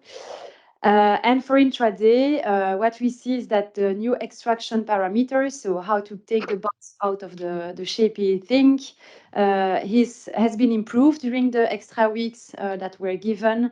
And that allowed to reducing the frequency of empty box, so the reduction of occurrences of zero capacity in intraday compared to the pre-go live values, so very positive. So our conclusion is that taking a few more weeks to improve the operational robustness of the process and the intraday extraction seen from our side was quite useful. So prudence is really key when talking about short-term market operations. So we really do not regret to have been the party spoilers calling for taking a bit more time, because I think for a process that took many years to put in place, it was safe to take a few more weeks, and it's certainly not spoiling the party, but at the contrary, when we see the benefits of those extra 2 or 5 weeks was positive. So again, to conclude, a very successful go live. The market is functioning. The core capacity, the core flow-based is delivering what we expect. And nevertheless, there is still work to be done, and we hope to continue in this good collaboration mode. Thank you. I forgot something, sorry. Yeah, I just wanted to add a few words on the available capacity, and I think also in the crisis in which we are, because we are really convinced that the process functions very well. So the tools is there. But what it is important to keep in mind is that in the flow-based, local issues can have huge impact for everyone. So if you end up in a very end corner of the shape, or if you have limiting elements that can impact everyone, it can have a lot of impact. And I think in the current situation, we consider that all efforts should be put in place to respect the rules about so the min RAM constraints in CWE and in core. What is important again is transparency. So where if derogations or action plans are in place, it's key to report as soon as possible and to explain what is happening. And of course, now it's really time to focus on the availability of the grid for the markets. And this is true for all time frames, so not only for the short term, but also the forward markets. Voilà. Thank you. Voilà. Thank you, Helen. And now you are probably keen to hear the NRA's perspective. So given that Nico's halted from CREC, the Belgian NRA is online, is with us, we can continue with views from NRAs. So Nico, can you hear us? Yes, perfectly. Can you hear me? Yes, perfectly as well. That's great. Yeah, thanks a lot. And thanks for the introduction. So indeed, my name is Nico Schouten. I'm an advisor at the CREC, and I'm heavily involved in all the European and regional projects related to market coupling and market integration. And so here today, I'm speaking on behalf of the core NRAs with a very positive message. Obviously, I was reading a bit between the line or listening between the lines, if you can say that, when I was hearing what George and Manfred and also Helene said. I heard a lot of pride and gratitude, I guess, and I think that's fully understandable, and I can only share that because indeed today we are reflecting on the go live of the core flow-based market coupling project, and this is a project that has been going on for a long time, something that has been eagerly anticipated and expected by all the stakeholders, including the regulators, and in many ways, this is one of the most important evolutions we had in the last couple of years when we speak about integrating and coupling European markets. So we are, and as regulators, we are very happy that we are here today to be able to celebrate this with you, because we come from a long way, and I think it's good to reflect where we come from. I think George also did that in his presentation. He gave a very nice overview of all the different projects and all the different entities that were established to couple markets in the last 10 to 20 years. And that's actually that all works in this logic of increasing the coordination and increasing the ability of TSOs and NEMOs and all the other stakeholders across Europe to work together and to commonly establish a single market. And this was not evident in the past, I believe. We are coming from an approach where obviously, when we start coupling markets, this happens on a bilateral way, in a bilateral basis between TSOs on each border. So this has been mentioned in previous presentations as well. We come from an NTC approach on most of the European borders, where bilaterally capacity is being calculated and then given to the market. In the past, a long time ago, this was at the expense of coordination between bidding zones and bidding zone borders. Basically, TSOs could establish individually on each border what the available capacity was without having necessarily to take into account what happened on other bidding zone borders, which are a bit more distant and not necessarily within the control area of that specific TSO. That's a simpler approach, and that's the obvious first step when we start coupling markets. But that is at the expense of transparency, unfortunately. So because it's simpler, it's more of a black box, and it's more difficult for stakeholders, market participants, regulators to actually assess whether everything is happening in a proper manner. So that's a bit where we come from. There are some minor issues with the NTC approach that we had, linked to this lack of coordination, linked to the fact that due to this bilateral approach, there was a very high need for security margins in order to take into account unforeseen events, in order to take into account externalities, unscheduled flows, these kinds of uncertainties. And taking that all together, we end up inevitably with lower available transfer capacity, so lower margins or lower cross-border exchanges, and obviously that's not where we want to go. Because where we want to go, and that's what we list in the next slide, what the rationale behind this entire project and many other projects today is that essentially we want to deliver not only regulators but also ACER, the European Commission. We want to deliver an integrated European electricity market where consumers and producers can exchange electricity across all borders as simple and as easily as possible, while still taking into account obviously the limitations of the European grid. It's important that this happens in a non-discriminatory manner, that there's no discrimination between market participants within one bidding zone or across different bidding zones, that everyone has equal access to transmission capacity. That's one of the key elements in European legislation and also one of the key guiding principles when we as regulators assess the functioning of market coupling mechanisms in general, and here in specific the core flow-based market coupling. Today we are speaking about the day-ahead time frame, and we are quite confident that in the day-ahead time frame we are creating welfare and that we are optimizing the exchanges in order to maximize socio-economic welfare. But this is not all that we have to do. Obviously, there are other time frames, long-term intraday balancing. And also there, we need to ensure that capacity allocation happens in the most non-discriminatory way possible and in the most welfare optimal way possible. So that's quite important.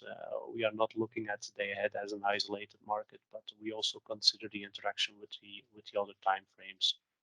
And then lastly, but most importantly, probably, why exactly do we do this? And I'm not going to elaborate on the micro or macroeconomic theory of market integration, but basically what we want to do is to speed up the energy transition, to increase renewable integration, and one of the key elements which is widely acknowledged is that we couple markets so that we can deal with the increased volatility of renewable energy sources, and that we can ensure that there's a proper investment signal to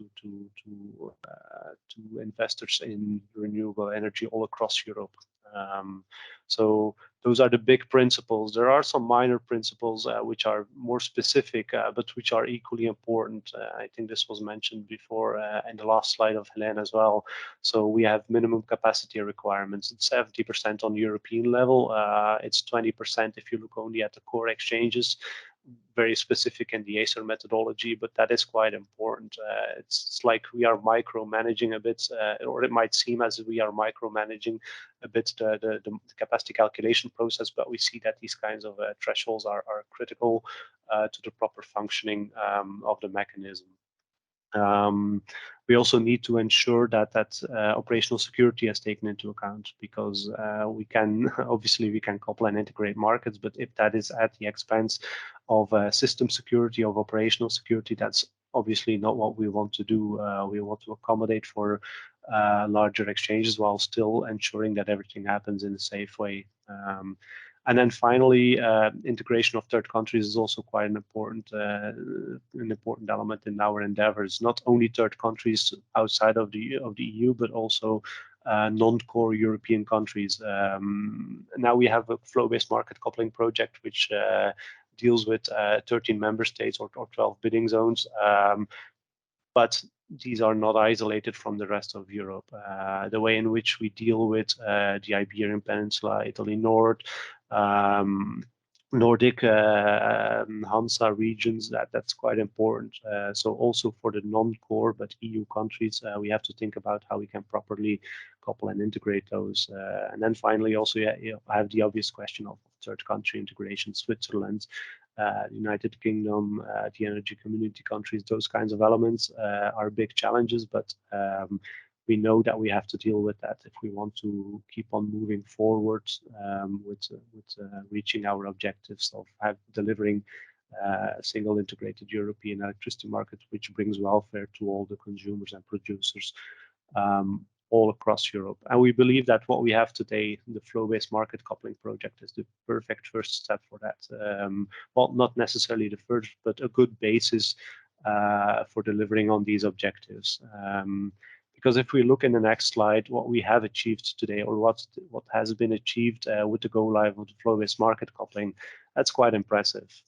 So now we have between 12 bidding zones across 13 member states, because Germany and Luxembourg obviously count as one bidding zone, but there we have a coordinated way of calculating capacity and allocating that capacity in one single step to the market participants. There are coordinated preview processes, so there's cooperation between all the project parties, TSOs and NEMOs, on delivering forecasts for the state of the electricity system in the core region. We have different entities involved, like the regional coordination centers, so Coreso and TSCnet today are assisting TSOs and NEMOs in delivering this capacity calculation and allocation process. That adds to the complexity, but that also strongly increases the efficiency of capacity calculation and allocation. That's from a process point or project point of view. From an operational point of view, what we see today when we look at the results, and I believe there's a more dedicated session on this right after my presentation. But if we look at the operational data, we see that capacities do increase due to reduced reliability margins, and that we see that. So that's obviously a good evolution. We also see that exchanges increase, and these kinds of exchanges have the benefit of allowing electricity to flow from low price to high price bidding zones, and hence they have an impact on extreme price differences, extreme price peaks. So we believe that that's the current version of the core flow-based market coupling puts us in a better position to address the challenges linked to high electricity prices. That's also, I mean, that was not one of the intended situations we anticipated when we were designing the flow-based market coupling. But then again, I mean, this has happened. We are in the situation where we are currently in. And we can only confirm that the choice that we have taken to move forward with core flow-based has been a good one. We see that indeed price peaks are in the external parallel runs at least less frequent. Those that appear are probably more due to the general market circumstances than to the actual functioning of the core flow-based market coupling. So that's always a big caveat when assessing, obviously, the impact. And then finally on price convergence, and that's quite impressive. I believe that if you look at the slides which will be presented in the next session, we see that on bilateral basis there's a very significant increase of price convergence on several borders. There's also an increase of full price convergence, so between most or even all of the core bidding zones. So that's obviously a step in a very impressive step in the good direction. And so then looking at the results of the core flow-based market coupling, looking at the project itself, we can only say very well done to all the project parties. Congratulations! We are very grateful that we have the results today here, and that we can celebrate this together with you. Because on the next slide, we have some more general messages. We have expressed our gratitude in the past. We have sent letter to the project from ACER and RAISE, but also from the side of the Commission. But I do want to reiterate that today not only to the project, but to every individual that participated to the project, because I have been involved in a lot of discussions with all of you personally, but also on behalf of all the core NRAs. I can only say that this project, with all its TSOs participants, all its NEMO participants, and even all the market participants and stakeholders in consultative groups, this project brings together some of the smartest engineers, economists, and legal experts of all these European stakeholders, in order to deliver something which actually brings benefit to the European electricity market, and that's quite impressive. So that's that deserves some celebration and deserves some applause from our side. That being said, I mentioned this before. This is a good basis to work on, and this does not mean that we will just because we have had to go live now, it does not mean that we will not keep on working, because it's actually the basis for a lot of subsequent processes. It's the basis for the core redispatching, for intraday and long-term market coupling across the core region, and here we also see big challenges. We see a lot of uncertainties, a lot of conflicting positions, perhaps between all the participants and the stakeholders. But still, given the very positive experience of the core flow-based market coupling, and the fact that we saw a lot of challenges, we saw a lot of problems and different positions, but there we managed, or you managed, to deliver something very meaningful and very impressive. That gives us the confidence for these subsequent processes that we will also be able to deliver something. And so I can only say that we will keep on challenging all the project parties, all the TSOs and the NEMOs as regulators, to deliver something to the benefit of the European electricity markets, to the benefits of social welfare, in compliance with the European legislation and with all the high-level objectives which I mentioned before. And I'm very much looking forward to that personally, but also on behalf of all the core regulators. So thank you, and good luck with everything that follows. Thank you very much for your kind words, Nico. But before we take the break for appreciation, we have the last but not least. And the last presentation is indeed about numbers. You already got a hint from Nico. So please, Marina Nordström, manager from Nord Pool, and let's have a look at the numbers. Yeah, thank you. I am here today because I am the NEMO's co-chair in the core joint steering committee. I took over that this summer, so I wasn't actually during the go live yet, but anyway, I'm very happy to be here. Before we go into the numbers, I would like to stop here on this slide for a while.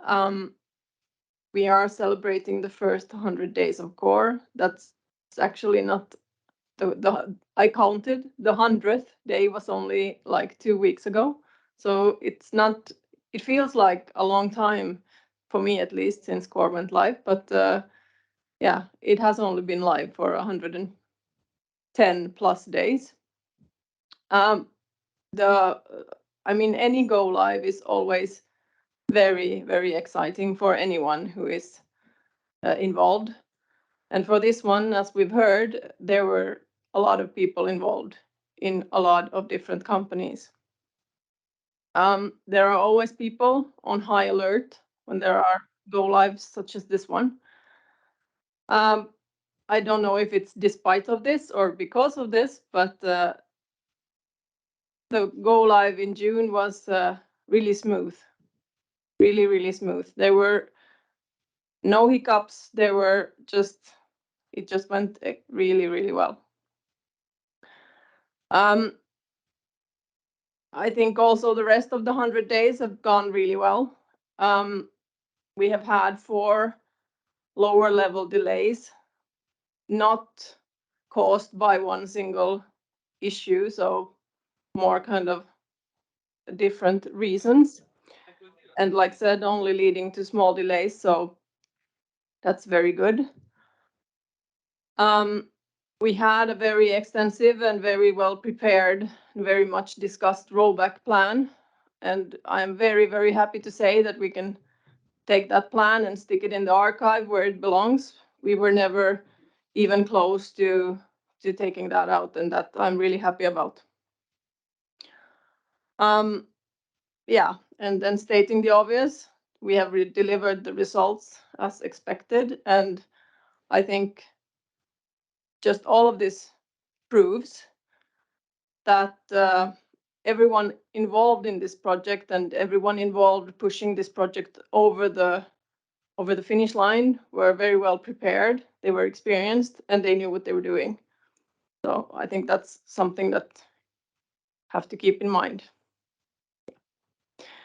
Okay, talking about the prices and first 100 days of core, it's a bit tricky because, as we all know, the prices are crazy, pretty much, and we can be pretty certain to say that core hasn't got anything to do with that. So it's not a very easy task to have this presentation on what the impact of core go live has been.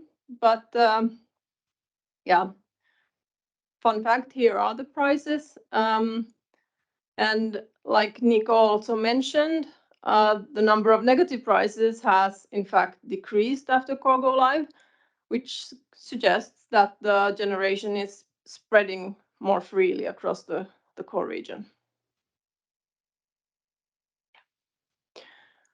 I think Nico also said something already about the price convergence, and that is looking really well, or really good. So if we look at it, the picture in the middle is the one before core go live, and the picture at the bottom is after. So you can see that it's, except for a few borders around Poland, it's very well kind of aligned, and that's a good sign. I think that's what we were out to achieve with this project. At least one of the things we were out to achieve. Yeah. About the core net positions. Also here, nice pattern where you can see the net positions before and after the core go live. They are in line with what was expected for the generation and consumption patterns for these days. So, yeah. And if we are looking at it more, sorry, the previous one was the SDAC net positions. This is the core one, sorry. But anyway, so this is a bit more going into detail.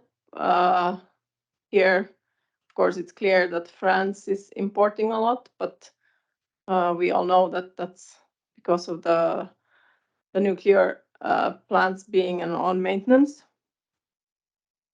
And yeah. So my kind of thank you slide, I wanted to put this picture in because I felt like this was the starting of a few of the discussions during the project, was kind of like throwing yourself out in the air and hoping for the best. But anyway, projects are always projects. And the good thing about projects is that they tend to go live, and after that, they should always go live successfully, and this one did. Operations has been very successful, been very smooth. And like said many times already, this was an important foundation, a piece of the foundation to the European energy market. And I didn't write it here, but I also know that the job will continue. So there will be more projects, but I think looking at this one, we can use some of the things that we learned along the way. So thank you from me as well to everyone who was in this project. Yeah, thank you, Marina. Do we have any questions from the audience? We still have few minutes before we give you the time to eat your lunch. So if you have any question, please take the floor. Kata, please.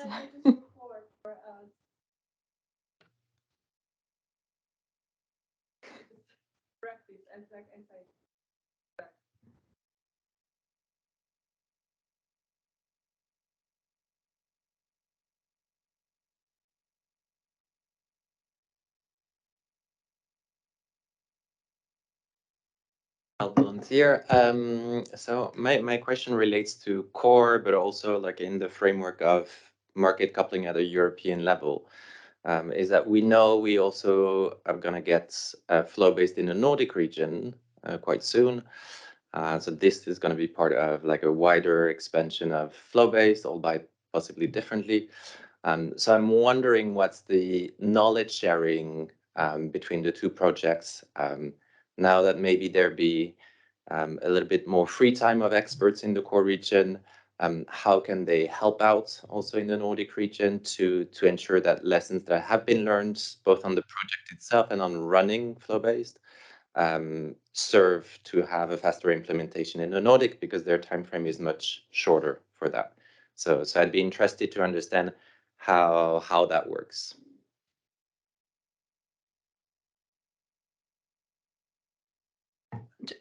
George, are you still with us? Yes, I'm still with you. I think to reply only for TSO's perspective, all the methodologies and the technical notes are available.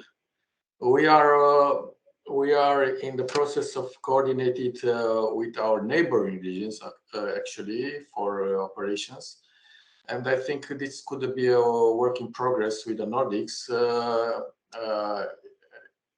If needed, from their perspective. For us, it's a full opening to share even more than methodologies, cover notes, technical notes, and things like that, to enter even in the technical details for software and things like that. But again, it's a matter of a request, except the operational part, which already I've told you it's on the way with all neighboring regions.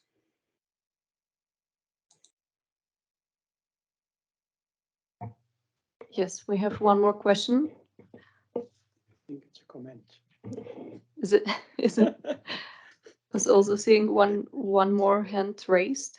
Maybe I should just add from the TSO side, we also through ENTSO-E try to coordinate between the two projects, and I think there are also individual contact between experts. So I think we are trying to learn and exchange. Yes, Chair, you're right. Yeah, thank you. Basically, all you need to do is ask. So thank you for asking. So welcome back, everybody. This is the afternoon session. It will start very soon. I just asked Rafael to unmute himself. We would like to check the connection. Good afternoon. Good afternoon. I hope you hear and see me well. Okay, perfect. Then, Cosimo, the floor is yours. Okay, thank you so much. Good morning, everybody. I'm Cosimo Campidoglio, Head of Market Monitoring at GME and leading Technical Task Force for the NEMO Committee. And I have the pleasure to lead this policy session. Unfortunately, in the first afternoon, so we will have to try to be a bit more effective in order to keep up the attention.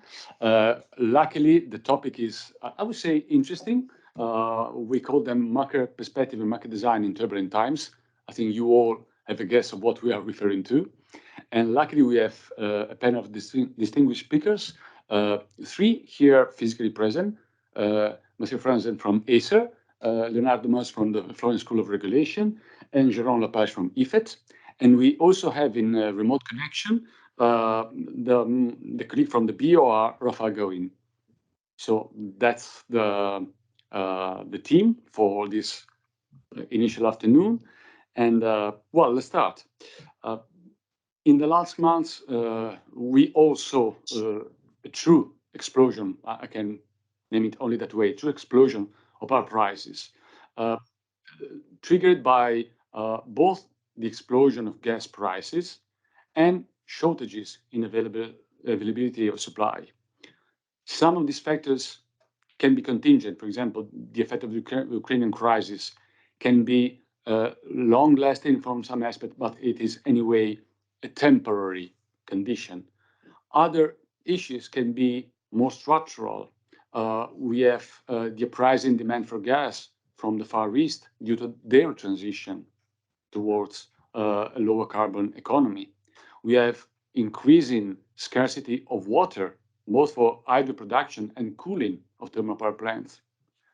Nuclear power plants are getting older and older, and some of them start retiring, others will follow. So we have structural issues on the supply side, which are not for the short term. So we have a lot of challenges, both for the short, medium, and long term. So complex and interesting, let me say. So let's start our discussion from Mathieu. And from what already happened in this last month, Acer publicly supported the Commission toolbox approach as an effective way to mitigate the short-term effect of the growing energy prices. We are referring to something happening now already some time ago. Things have already evolved during this time. And what's your assessment now of the recently announced emergency measures? Yes, thank you. First, thank you for organizing this workshop. Very interesting. Good to hear all the good things that are happening. I started years ago working on core flow-based, and it's good to finally see it live. But indeed, now to a bit more policy side of things. So on the recent emergency measures, I think I can say that from the EU regulator side, we support or broadly support the need for urgent measures. We're indeed in a crisis situation, and we need to take into account that we need to protect consumers and need broader society in these trying times. We welcome the measures aimed at saving energy, so including electricity, as our energy system is facing significant supply challenges, as was indicated before. We appreciate that the Commission proposed measures do not seek to upend the current electricity market framework amidst of crisis, and that they are of a temporary nature, which I think is important to emphasize.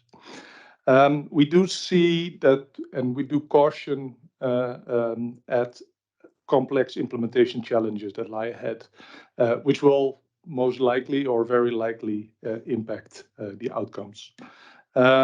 It is indeed mainly the implementation of the measures, especially the inframarginal revenue cap, that is likely to be very, very complex. We welcome that the proposal would not directly affect price formation in electricity markets. However, getting this indeed practically implemented before the deadline of the 1st of December may be indeed too challenging to meet. And it is indeed not clear whether the revenue ultimately collected will be able to reach consumers in the end and in this short period of time. Hence, indeed, we urge the decision makers to be mindful of these issues. We do see that vigilance is needed in the months ahead. So the decreased liquidity, rising collateral needs need to be addressed, and energy regulators stand ready to cooperate with financial regulators on this end. A top priority in this period, of course, is to keep electricity and gas flowing across member state borders in the coming months. Otherwise, indeed, predicted scarcities could indeed be even worse. And indeed, as a final statement, the emerging measures under discussion should be kept separate from the discussion on the longer-term design. Any adjustments to the current design, we think, needs proper consideration and analysis. Thank you. Thank you so much, Mathieu. So now let's move on the other side of the table and the other side of the market, from the institutions to market participants. Jérôme, let's give a look to the near future, 23, 24. Which is your view of the evolution of the market fundamentals, liquidity, price drivers in this short, medium term? Thank you, Cosimo, and thanks indeed for the for the invitation to this event. We're quite happy to participate in this as EFET.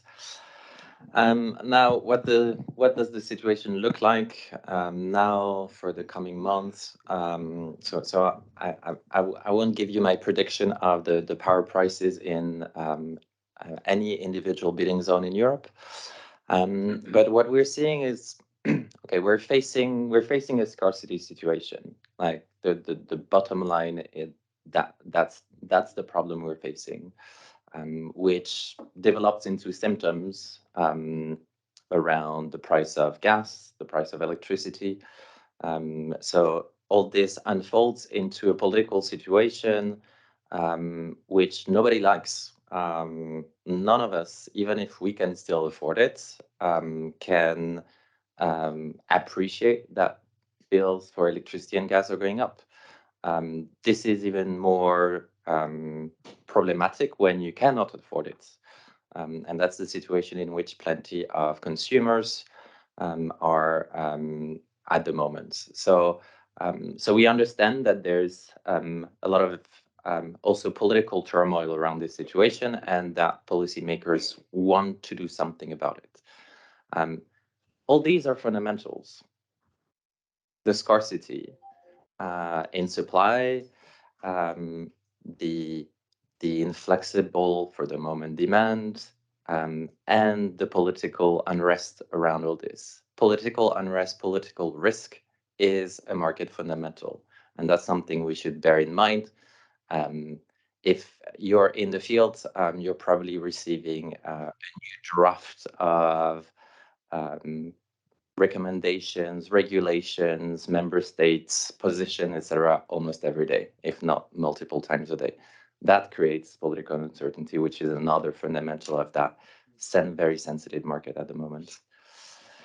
Now, where do we see things going? Okay, so there's long-term reform. We have different plans proposed by member states, and we know that the European Commission is working on proposals. I think from the industry side also, as we recognize the benefits of the current market design, as well repeated this morning and underlined in the ACER report, has brought us significant benefits over the years. We are also looking into things that can be improved there.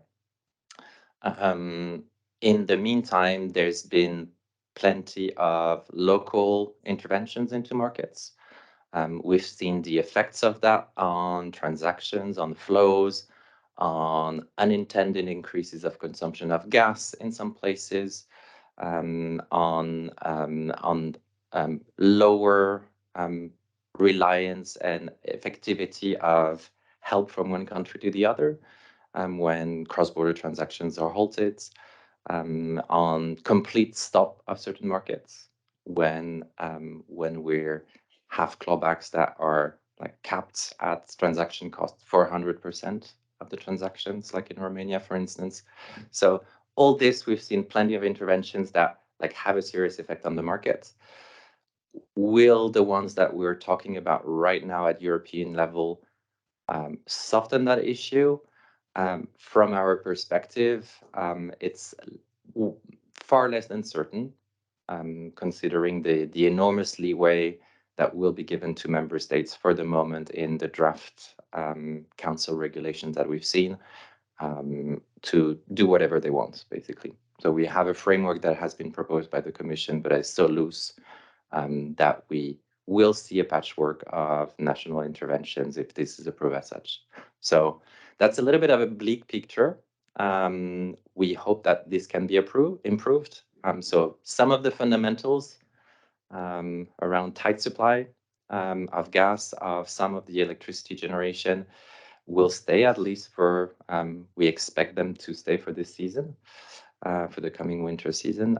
Some of the others could change. How to really motivate demand reduction and demand optimization, and how can we also reduce political risk by having clear targets, unified European views, and unified approach by member states. That are the market fundamentals on which we can act. So indeed, a complex transition, I would say. Leonardo, let's try to make it even more difficult.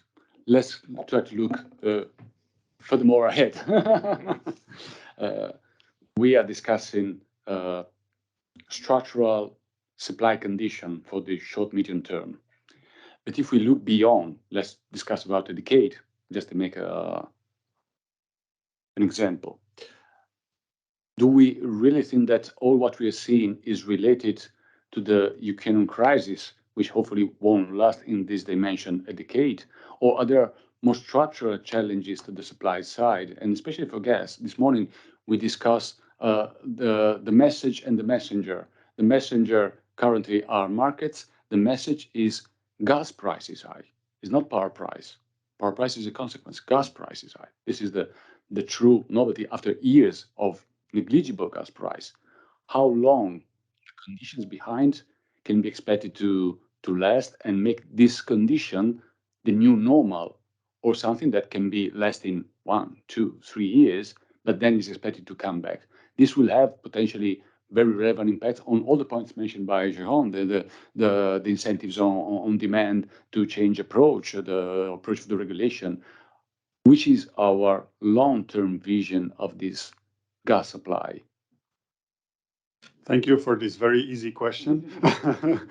So I'll start from today, maybe partly repeating what has been said in my own words, referring to also some academic work, and then I'll try to say something more about this long term. So today, as has been said here, right, we cannot rely on Russian gas anymore. We are, for the moment, not able to substitute that with other gas, so prices have gone up. Not because then we get more supply, but it seems to be prices had to go up so high before demand started to come down to the more limited supply that we have. There are not yet a lot of studies on this available. One I would recommend is the one from Lion Hearth and his team. He's very active on social media, but he also published an academic paper this summer. And in that paper, they look at the German case study to explain a bit what's behind that, increase of price and demand reduction. And so it seems to be that if you take the data all the way to this summer, then these high prices in Germany, at least, have reduced consumption among households by about 6%. And he compared from March to summer. Then in industry, it seems to be that there was already a reduction starting sooner, already in August 2021. So that was before the Ukraine crisis, right? And on average in industry, they see in Germany an 11% reduction. So that's a lot, right? If you add that up, that's almost 20% of demand reduction. So yeah, the prices are doing their work. It's just unfortunate that we need so high prices before this happens. Also, what was nice to see, maybe we can all imagine what it means for a household to reduce consumption. For industry, it's maybe not that obvious. One of the things that happened a lot in Germany was this ammonia production that all of a sudden got imported into Germany instead of being produced locally. And then it seems to be that corrected at some point, partly because also the ammonia prices, the import of ammonia, these prices were going up. So then some production restarted in Germany. So it seems to be that from a price of 50 euro per megawatt hour in gas, these ammonia producers and aluminum producers start to react. And then based on press releases, they also collected data to say that industries like cement, brick, paper, steel, they were only responding in their press releases at even higher prices of 100 or 200. And that's maybe why sometimes we go all the way to that level. Now, what does that say about the longer term future? Well, first, some of us still have some nice memories of prices of 15 euro per megawatt hour pre-COVID. And then the question could be, can we ever go back to that? My hunch, and it's really a hunch, it's an educated guess, is no, because if you think about it, that price was artificially high. Today, there are numbers floating around of how much compensation payments governments are doing collectively, right, to survive this Ukraine crisis. And the number is already going to something like 500 billion. And these were numbers by our colleagues from the Bruegel think tank. Some of these numbers have already been paid out, but some of them are governments that have recently decided to pay it out in the coming months, right? So like the UK government just announced something like even more than 100 billion to be paid out in the near future. So if you think about, it was so tempting to use that cheap Russian gas, right, on the short term, but now we have this 500 billion cost due to that, right, that security of supply issue. Then you can even imagine that, if in the future you would factor that in, then that gas has never been so cheap as we thought it was, right? Then yesterday at the European Sustainable Energy Week, we had somebody from the European Commission working with the chief economist who presented a plan, and that's not a decade, but it seems to be there is already a first idea of how we could get out of this crisis by 2027. Okay, it's not a decade, 5 years, a bit more. And they have calculated that they could, if we invest 300 billion, then this dependency of Russian gas would diminish or completely fade away.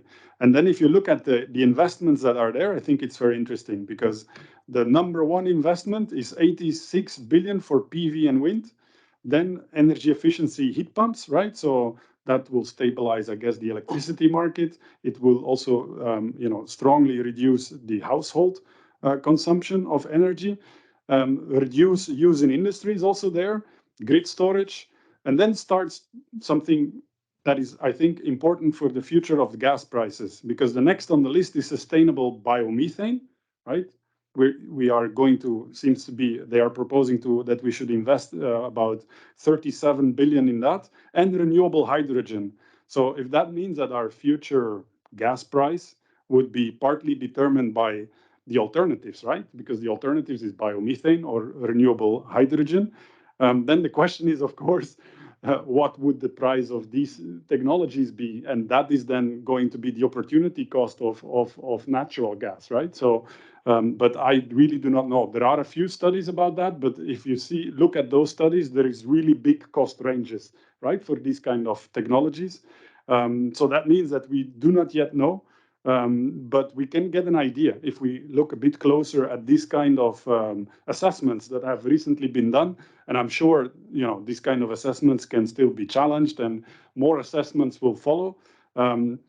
Unfortunately, it takes a bit of time to really assess these things, but it seems to be the only option, right, to get an idea of how that future long-term gas market will look like. Then how the electricity market will look like, I guess it will rely less on gas, right? That's the only thing we probably know for sure. But then how that will stabilize prices at which level, yeah, again, I do not know. There, I guess the key will be storage, because we already know that renewables are cheap. But if we use gas less to dispatch or follow demand, then the alternative is storage. And then it really depends, right, on how the cost of storage is going to evolve. And you can expect it to decrease if we really invest in that. So I think we can make it at some point. A lot of inputs and suggestions. Thank you, Leonardo. And you introduced basically the point which I would like to raise to Rafael. We are looking a bit more far away, and we are requesting to reply to the most far away one in the room. We mainly discussed until now about supply side. Leonardo addressed the point of demand. Until now, demand is being considered historically either for flexible interruption upon request, or now some of the figures you mentioned could reflect the unfeasibility, unsustainability of production at certain prices. So temporary closing of plants waiting for better times, but that's not a sustainable solution along the time. So the point is, for demand, we can really expect, and under which condition, an active role in the next years. We know that electrification is increasing power demand, energy efficiency is decreasing, so there is a trade-off, and it is not yet clear which will be the outcome. Can they be not only a last resort measure driven by poverty or by TSO structure in the real time, but can be a market force in the next 10 years, not in 20 years, because it has been often anticipated and never arrives? And under which condition? This is for you, Rafael. Okay, thank you very much. Good afternoon once again, and thank you for the invitation for today's discussion. So let me say on the very beginning that we are still discussing among NRAs both the short-term measures and also, let's say, possible possible redesign of the market design. So there are both, and what Matthew already said, in our view, we shall keep separate, so these short-term measures from the longer market design. So I would say that let's say the demand response is something what we already knew, and we also were, let's say, aware, and we treated this as a fundamental of the energy transition. And as such, we consider this demand side response as, let's say, a measure which we call flexibility. Yeah? So, but at that time, we very often discussed, let's say, that this is a let's say efficient measure to tackle, or let's say to manage this security of supply. But this security of supplies understood as let's say as let's say as a power market. Yes, I mean, which can be let's say considered as a market which is let's say measured in megawatts. Yes, I mean, what we face just now is let's say another let's say definition of security of supply, because now we are, let's say, talking and considering let's say some possible, let's say, reduction or limitation in energy supply. So this is a bit different, let's say, view, or let's say the definition of the security of the security supply. So I would say, yeah, this is a kind of trade-off, yes, because when we talked about the energy transition, so we also talked about electrification of our economy. Yes, I mean, so it means really increase of demand of electricity. Now we are facing the problem of this security of supply, as I said so before, in terms of energy supply. So in that sense, it must be, of course, a trade-off. But yeah, so on one hand side, so we already have let's say the demand response, which is the result of very high electricity prices, and also not only electricity prices but also gas prices. So we already see, I mean, this demand response. Yeah. So, but in the long term, I think that we should, I mean, so consider on both. Yes, I mean, this is what we meant. I mean, before, I mean, this, I mean here, this flexibility, which is the shift, so the demand response, which result in shift of the demand, I mean, between hours, yes, but also, I mean, in current situation, so we also, I mean, need to focus on this demand response, which is, let's say, result of very high electricity price. So as I said on the very beginning, so this is still, let's say, under discussion among NRAs. So we do not have, let's say, the official position. I mean, on this long-term view, considering also this latter part of security of supply. But I think, so we will be discussing also this demand response I mean, from this perspective. Thank you, Rafael. This is introducing the second stream of questions, more related to the point of market design. The more we consider a longer term, the more among demand and supply, also market design becomes an available factor. And we heard this morning the discussion about the great success of the market coupling, achieving the biggest continental market worldwide, fully integrated, based on some principles. We know that it has been a discussion ongoing about potential revision of key elements of this market design, clearing price, merit order, and other things. So the first point, which is a question for Mathieu, is it has been already mentioned this morning by Micha, the statement by ACE a few months ago that I've said roughly in my own words, the current market design for spot markets is reliable, is not part of the problem, is part of the solution. Sorry for my personal interpretation. Is this still the case, despite all the discussion ongoing for the future to come? Thank you. You're stealing a bit my text, but yeah. Well, so I think I can repeat also in the current setting that our assessment we made in the April paper is still still valid, still correctly describes our position. So indeed, we find that the current market design ensures efficient and effectively a secure electricity supply under relatively normal market conditions. And that therefore our assessment is that indeed the current market design is worth keeping.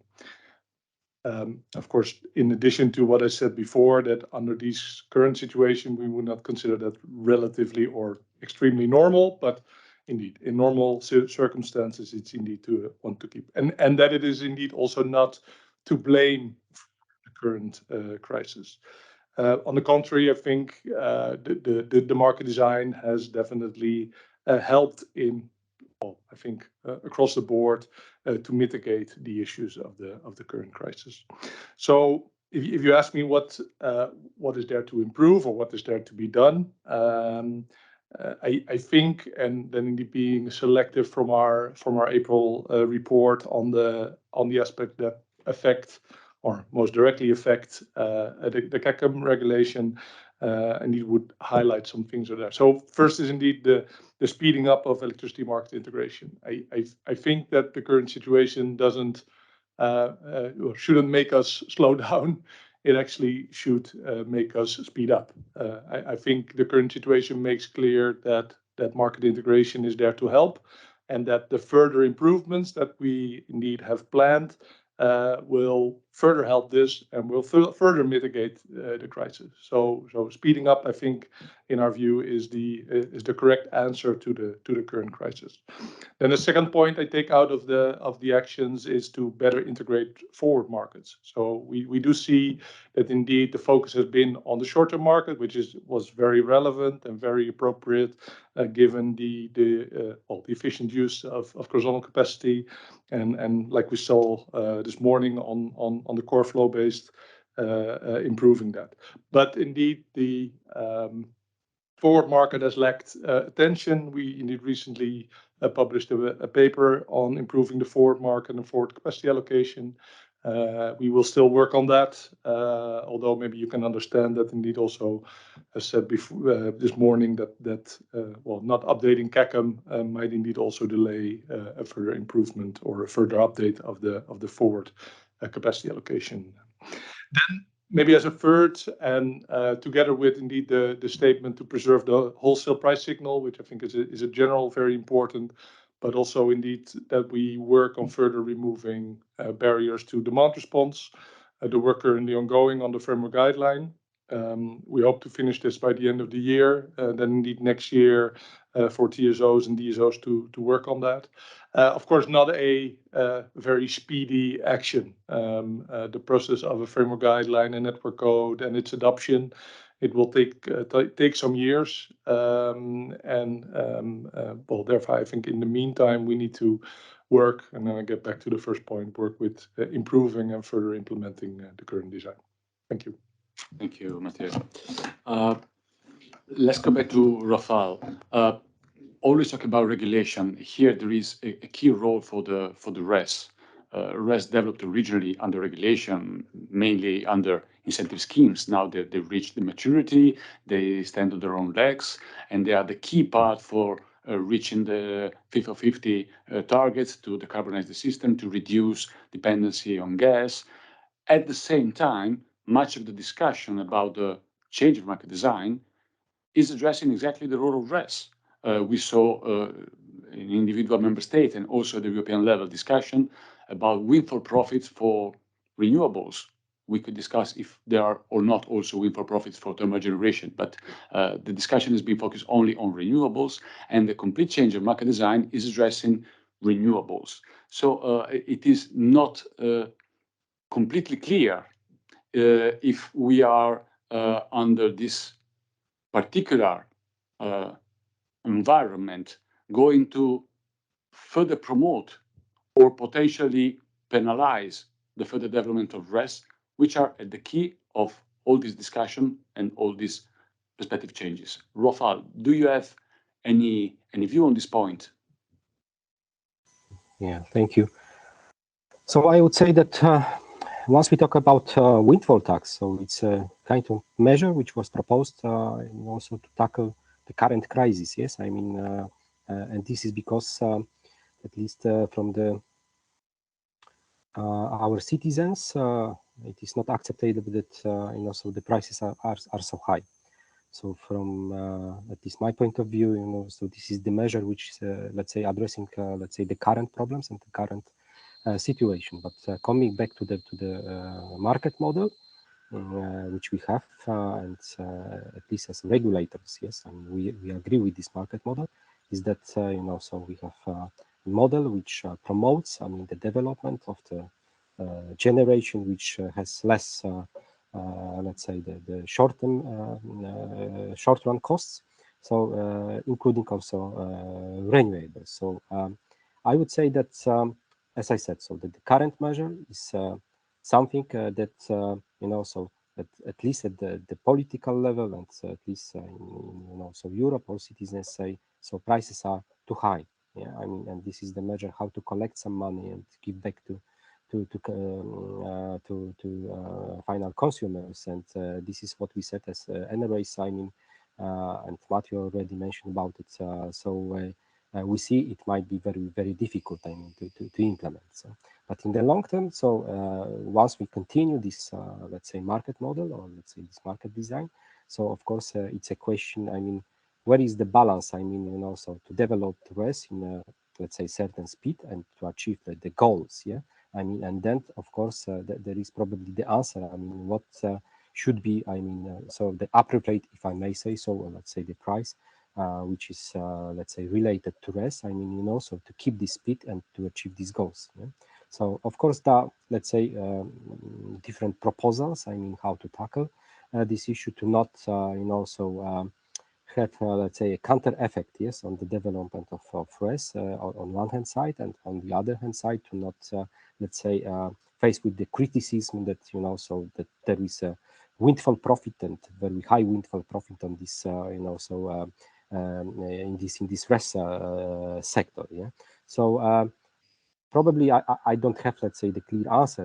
To say where is this balance. As I said, so there are different proposals. Also, kind of the proposal which is kind of split of the RES, let's say, market. Yes, from the, or let's say, decoupling from the. Or price, let's say, decoupling from the prices which are result of the other, let's say, technologies. So this is one of the idea. But as I said, so we are in let's say, very difficult situation, in a new situation which we didn't consider, let's say, even 1 or 1.5 years ago. So it means that so when we are talking about especially this long-term perspective, we need some time to consider all let's say, profits and consequences. So probably this is not let's say, very quick answer. So what is the right measure? But definitely, from regulators' point of view, the market design, we shall continue this market design, and maybe, of course, some adjustments. So in the future. So, but this is still, ahead of our. We already started this discussion, but this is still ahead of us. So to come with the conclusions and with the some recommendations also from our side. Thank you, Rafael. It seems that many of the points we touched relate to the long term. This change of design for renewables, being renewables at a zero marginal price, relate to long-term contracts, PPAs.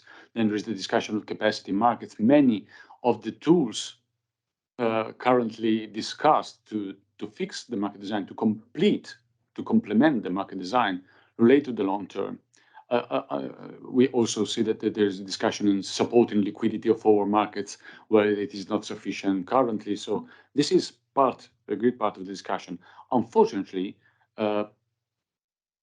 wide part of this discussion is completely in the area of regulation. And until now, forward markets has been sometime indicated as not being completely long term, but really short, medium term, 1, 2, 3 years, because there is not so much demand for longer term products. So there is from some parties the perception that the fix of the market could be in a long-term market regulation, so even more regulation. We don't know if this is the case. We will see which is the outcome. I would like to see which is to hear which is the view of Jérôme on this point. Yeah, thank you, Cosimo.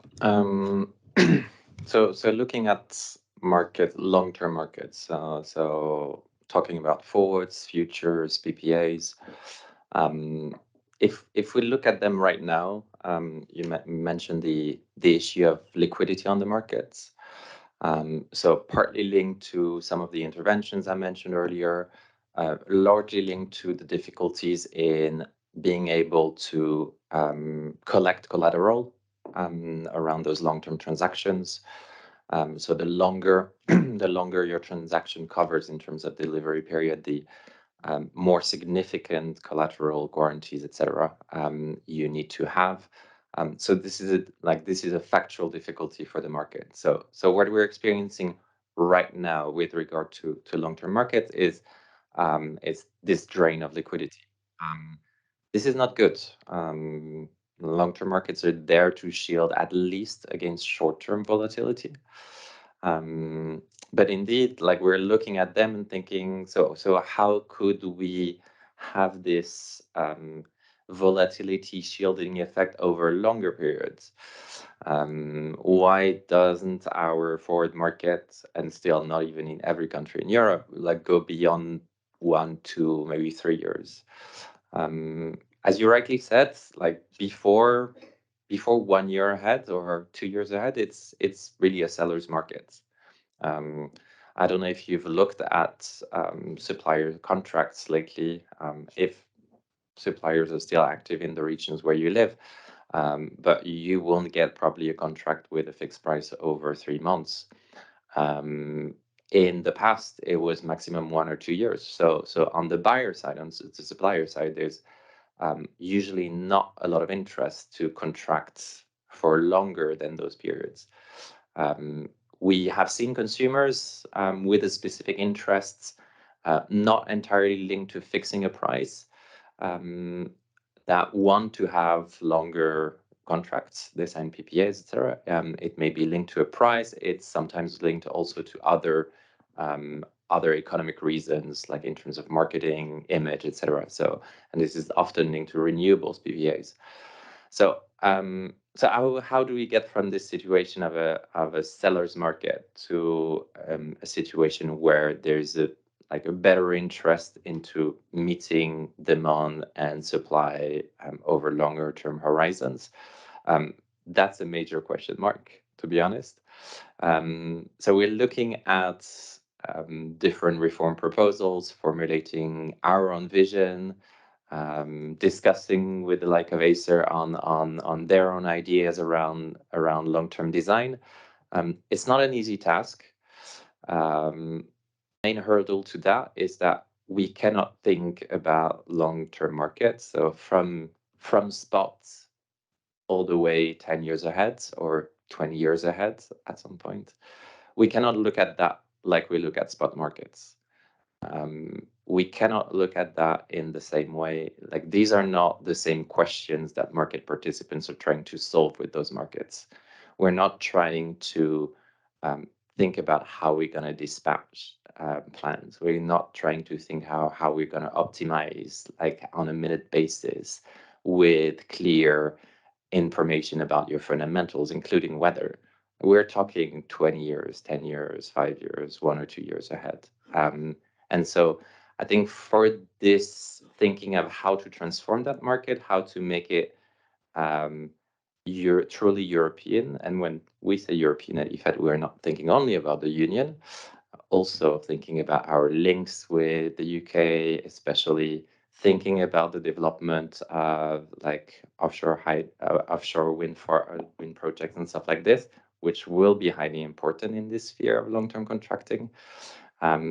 We need to think outside the box in which we've set ourselves for the moment, and especially in which we have developed existing projects, common projects at European level. So that's we don't have the solution yet. We're thinking hard about this, but those are also the important points that we believe should be stressed when thinking about it collectively.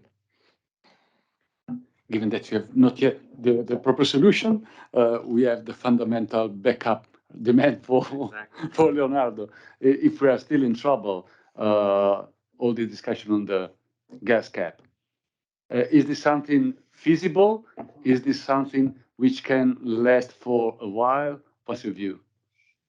Oh, it's a very difficult topic, huh? But we are in unprecedented territory. So instead of just discarding the cap, because that's what I would normally do, let's try to say a bit more about it. So, I mean, first, the obvious, right? So it risks to be counterproductive because, as we just said, we need these high prices to equalize supply and demand. So if we artificially lower the price with a cap, maybe we get less supply.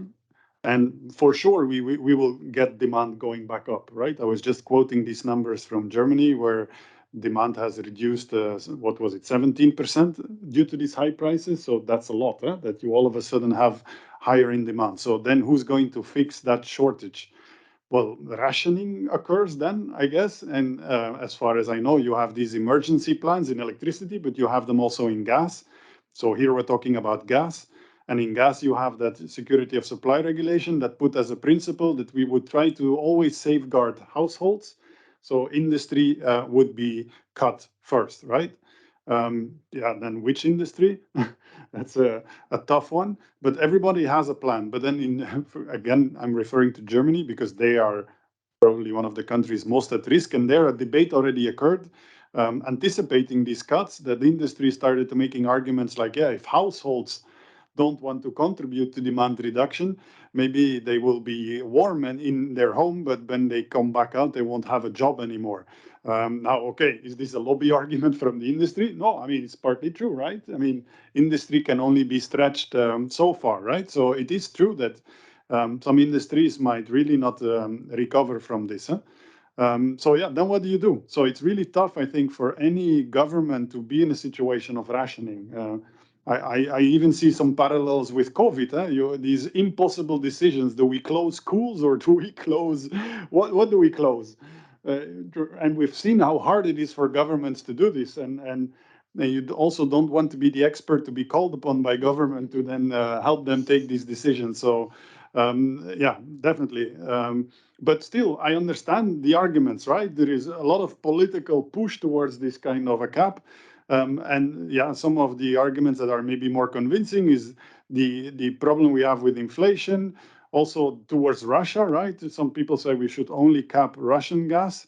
Yeah, but that's then a sanction, right? That's not really a market intervention anymore. It's really just another sanction. Another argument that is somewhat appealing to me is if we can have a gas price cap, it can maybe prevent worse interventions in electricity markets.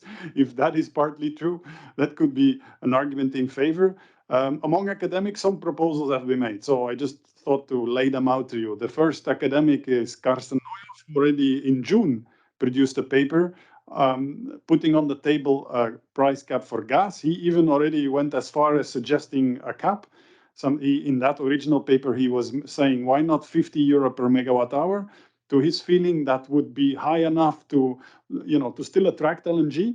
I do not know if that is true, but he did admit that it would lead to demand rationing, right? And so he did already anticipate that problem. Then at the Florence School of Regulation, my own colleagues also anticipated that maybe it will come, right? We didn't say it should be there, but if there would be a political decision to have a cap, we have a brief out that discussed implementation issues with such a cap, right? Because if we will get it anyway, maybe it's good to at least think about implementation to make it as good as possible. And in that, they were also, by referring to Karsten, saying like, are we sure we want to have that cap on all gas?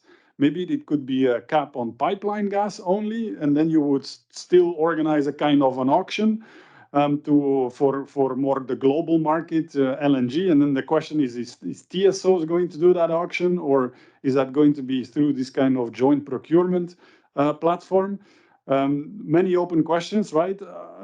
TSOs would be in a strange situation, because if they have to provide, for instance, through balancing markets, gas at a capped price, but there is a shortage, how will they then, are they then going to handle that rationing and that shortage? All open questions. Another open question is if that kind of scheme would result in a lower price because you've capped part of that pipeline gas, how would that then be translated to consumers? Would they see the high LNG price, or would they see a combination of those two prices? As you can see, not that obvious to do such a price cap. Then there was also, I wanted to mention the proposal, the brief by our Hungarian friends, Peter Kadriak and his team. They said, why don't we consider implementing the cap through these gas entry tariffs on pipelines, so a kind of skimming mechanism. Okay, I mean, that's where we are. I really don't have the answer. I wish we would not be in a situation discussing this, but I think if there would be a political decision to go down that route, implementation seems to matter, because a lot of the possible side effects could be anticipated. For the more longer term, I would hope that that cap would simply be removed. But maybe what we should think about longer term is how we can sort of account for this security of supply risk, right? If we import, and not only gas, but also hydrogen or whatever we're going to import in the future, that somehow that market failure that we've now experienced is in the future more factored into that price, right? Just like we do for carbon emissions. We should maybe think on how that security of supply aspect could be factored into our market prices, so we don't have to do something worse like capping. Thank you so much, Leonardo. So you saw a lot of arguments, no clear reply, no definitive reply for anything, because the problem is tough. Anyway, there is one point in your last intervention which is really interesting for me: the fact that whichever solution you can figure out on any ground, on the gas cap, on demand, on whatever, has also effects on the other potential measures. So we are really in the world of the second, if not the third best, and everything is related. So the decision is complex. What is definitely needed and requested, I think, from everybody, is a framework to know which is the framework on which we will proceed. Let's hope that this is not done in the rush, because complexities are really extreme and technicalities in implementation are really extreme. So once more, NEMOs and TSOs here are always available to contribute for that, because the changes we are going to implement in the next months here will last for a while. So there is the need to hear everybody's voice. That's all for this panel. Thank you so much for the panelists. I don't know if there are questions from the audience here or from remote. Yes, as I see on the chat, there are no questions, but maybe right now, and from the audience here, do you have any questions? Yes, Michaela, please.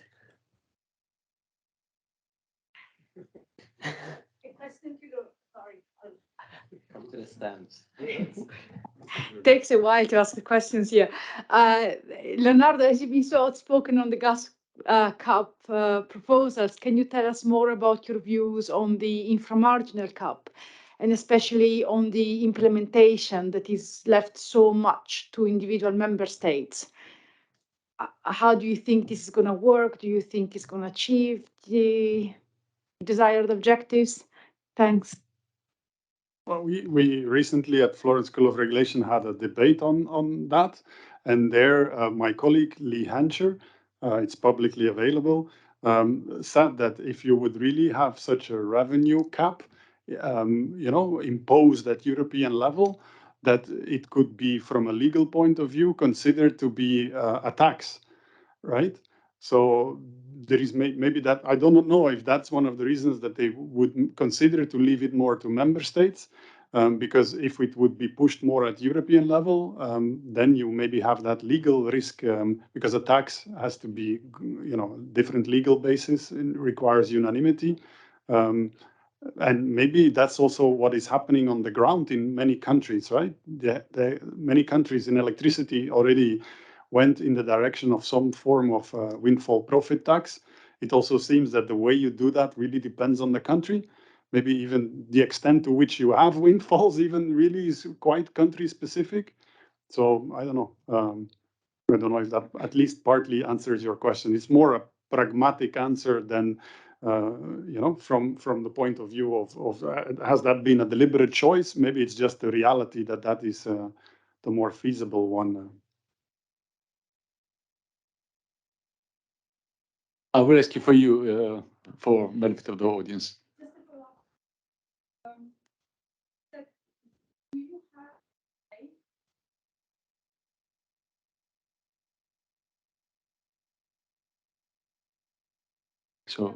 So the question for people from remote is if there is any first guess on how it performed, this kind of cap on with-for-profit, where it has been applied until now. I've not been able to assess, but I hope it will be assessed, because it's what I've heard based on conversations is that it sounds really appealing, but it's not that obvious to implement, right? And if you start to take into account long-term contracts, well, if you don't, then you're taxing companies unfairly. If you do, then the tax is already becoming less effective.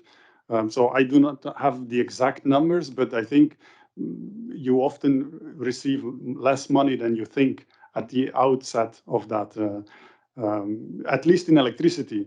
Then, of course, if you are home to a big gas and oil company, maybe you're talking about a different level of profits then, but not all countries have them in their jurisdiction, right? Thank you, Leonardo. Any further question? We have one volunteer crossing over the room to raise this question. Yeah. To push this, Ruud Otto from Tenet. I have a question about the cross-border effects. The current regulation actually prescribes a country-by-country approach, which is logical. I think that's the only way you can do it at the moment quickly. But does that lead to arbitrage, or what's the effect on market integration of these measures? I'll take part of this one, but I'm sure others will want to answer. It's quite difficult already, and kind of also like linking back to Michaela's question earlier. It's quite difficult to know already what the current clawbacks that are already in place, or market revenue caps, as it's now called, have in terms of effects. First, because there's little data provided by the state institutions about how much it actually brings into their budgets to subsidize consumer measures. The second is pancaking of measures. So, for instance, you have a clawback in Spain that was enacted last fall, but in the meantime, there was also an additional price control measure that was enacted, which seemed to have had much more effect on cross-border flows and transactions, on gas consumption as well, of which we saw an increase than the initial clawback. What would that look like after the council regulation that may be approved at the end of the week? We have a number of 180 euro per megawatt hour cap for certain technology in terms of market revenues. That number can fluctuate. Member states can do whatever they want. They can keep whatever they have. They can have stronger measures, slightly looser measures. There will be no common application, and council discussions show that each member state rather wants to have some action at European level, but still all the leeway to do whatever they want. And that's in addition to the mere fact of having those clawbacks in place, the fact that it will be different clawbacks in more or less every member state is quite scary for us. I still wanted to add something. You wanted a number. There was a really impressive number in the French newspapers because they have these contracts for differences for some of their renewables. And this summer, the regulatory authority had calculated that would give money to the state at the order of 8.6 billion already. And that was this summer. I think meanwhile, they've updated those numbers. It's a kind of a clawback that has been ex ante designed, right? So I think all states are discovering that they should maybe consider having these kind of contracts for differences in the future for renewables, because then if another crisis like this hits, you get the money and at the moment that you need it, maybe to pay out some vouchers or compensation to the most vulnerable consumers, right? So I think that could be a model for the future. The problem is the countries that don't have these contracts for differences want ex post then want to do things. And yeah, as we know, that is always much more messy than if you have designed it ex ante. Further questions? We have one. Yeah, just short question, Catharina from OTE. I would like to react to what you have just said, because apparently there is much more focus on the national measures than the European solution. Is there a way how to bring more attention or to help politicians to actually focus more on the common European solution than to focus purely on the national measures? Do you see there a way? I mean, I guess that's the job of everybody at this table, probably everybody in this room and many people on the phone. I won't name names of leaders of member states, etc., but like we have a lot of long speeches about we want a European solution, and then when Europe puts something around on the table, and you look at what each and individual member state like goes back in terms of like suggestions on the European solution, etc. You see, they don't want a European solution. They want their solution with a European flag put on it. That's been largely the fate of European construction, and it's a compromise thing. We're in a moment when it's super sensitive politically, it's super sensitive economically for many citizens, and we don't forget that. But for us, that's even more reason to think collectively and like to think about how we can afford that and secure that energy supply collectively rather than trying in our own corners. So. Okay, seems that we closed also the collection of questions. So thank you also for participants to join the discussion. And Kata. Yes, the only thing, we have one more question in the chat, but it's not really policy session related. Maybe it's simple market coupling related. So the question is that what is the purpose to implement IDAS if there is already a continuous SIDC market? Yeah, maybe that's for you.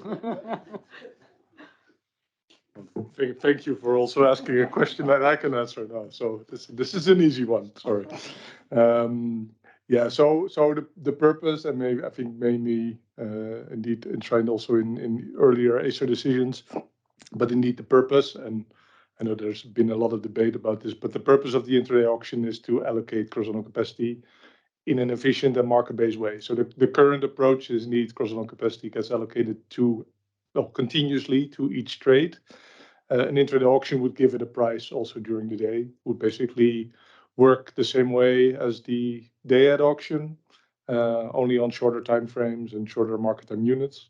And indeed, thereby also potentially maybe making the intraday market indeed more important than it already is. So I think the efficiency allocation and indeed increasing the time granularity, which I also have on my sheet to say, and to improve that is an important part of market design. Thank you. Yes, thank you. Also, thank you for the policy session to all of you. And now we have the closing remarks, so I would ask Rafael and Kial to approach the table.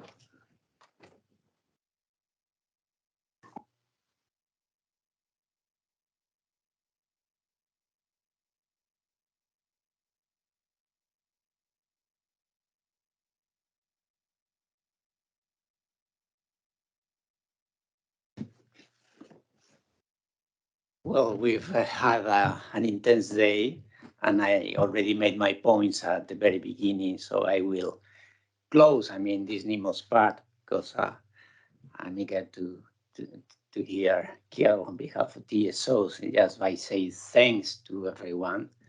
Thanks to you all, in person today. Thanks to all of you in remote mode.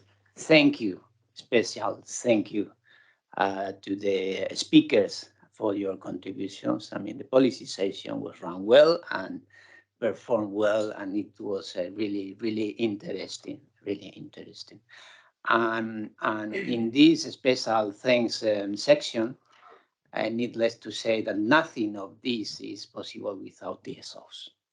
We learned to cooperate well with TSOs, and this is a perfect example of how cooperation between, regulated entities at European level can work perfectly. So, Kiel, sincere thanks on behalf of the NEMOs for all the TSO support, and please close formally the meeting.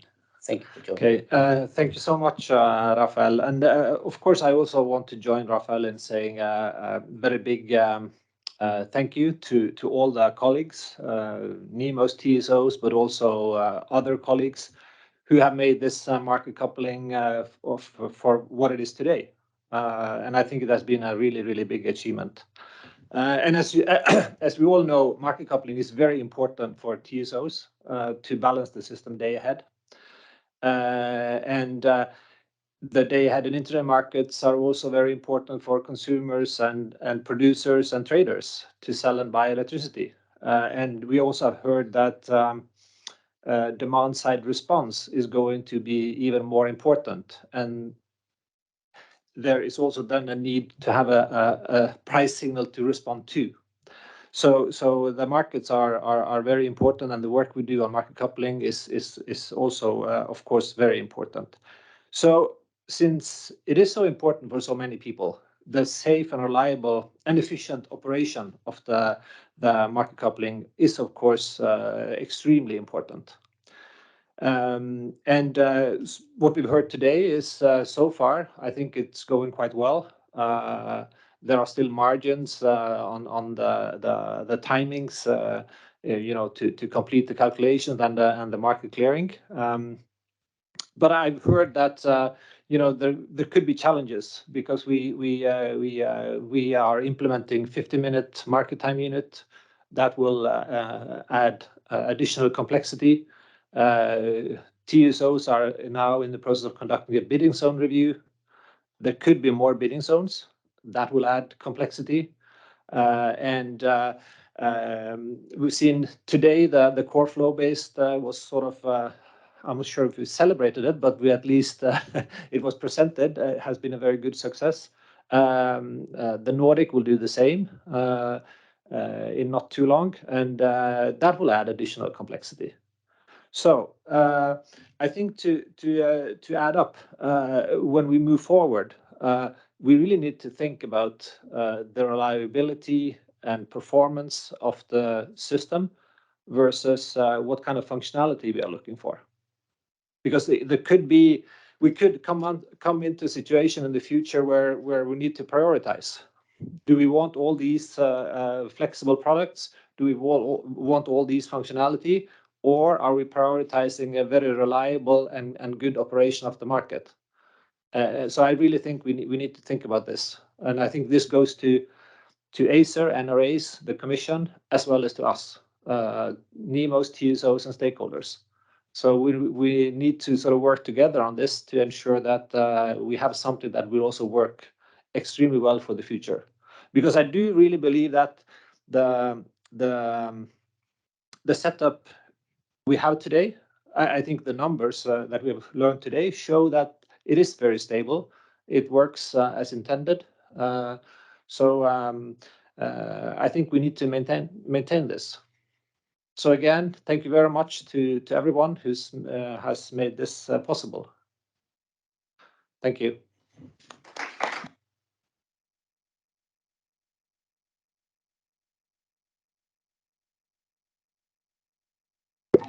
Well, thank you everyone here and via Teams. So that's the end of the meeting. The Q&A paper will be published on the NEMO Committee and ENTSO-E website, as well as the recordings. Well, it actually will be on YouTube, but you can find it on ENTSO-E and NEMO Committee website at the end. So thank you for being here, for everybody, and then have a nice flight.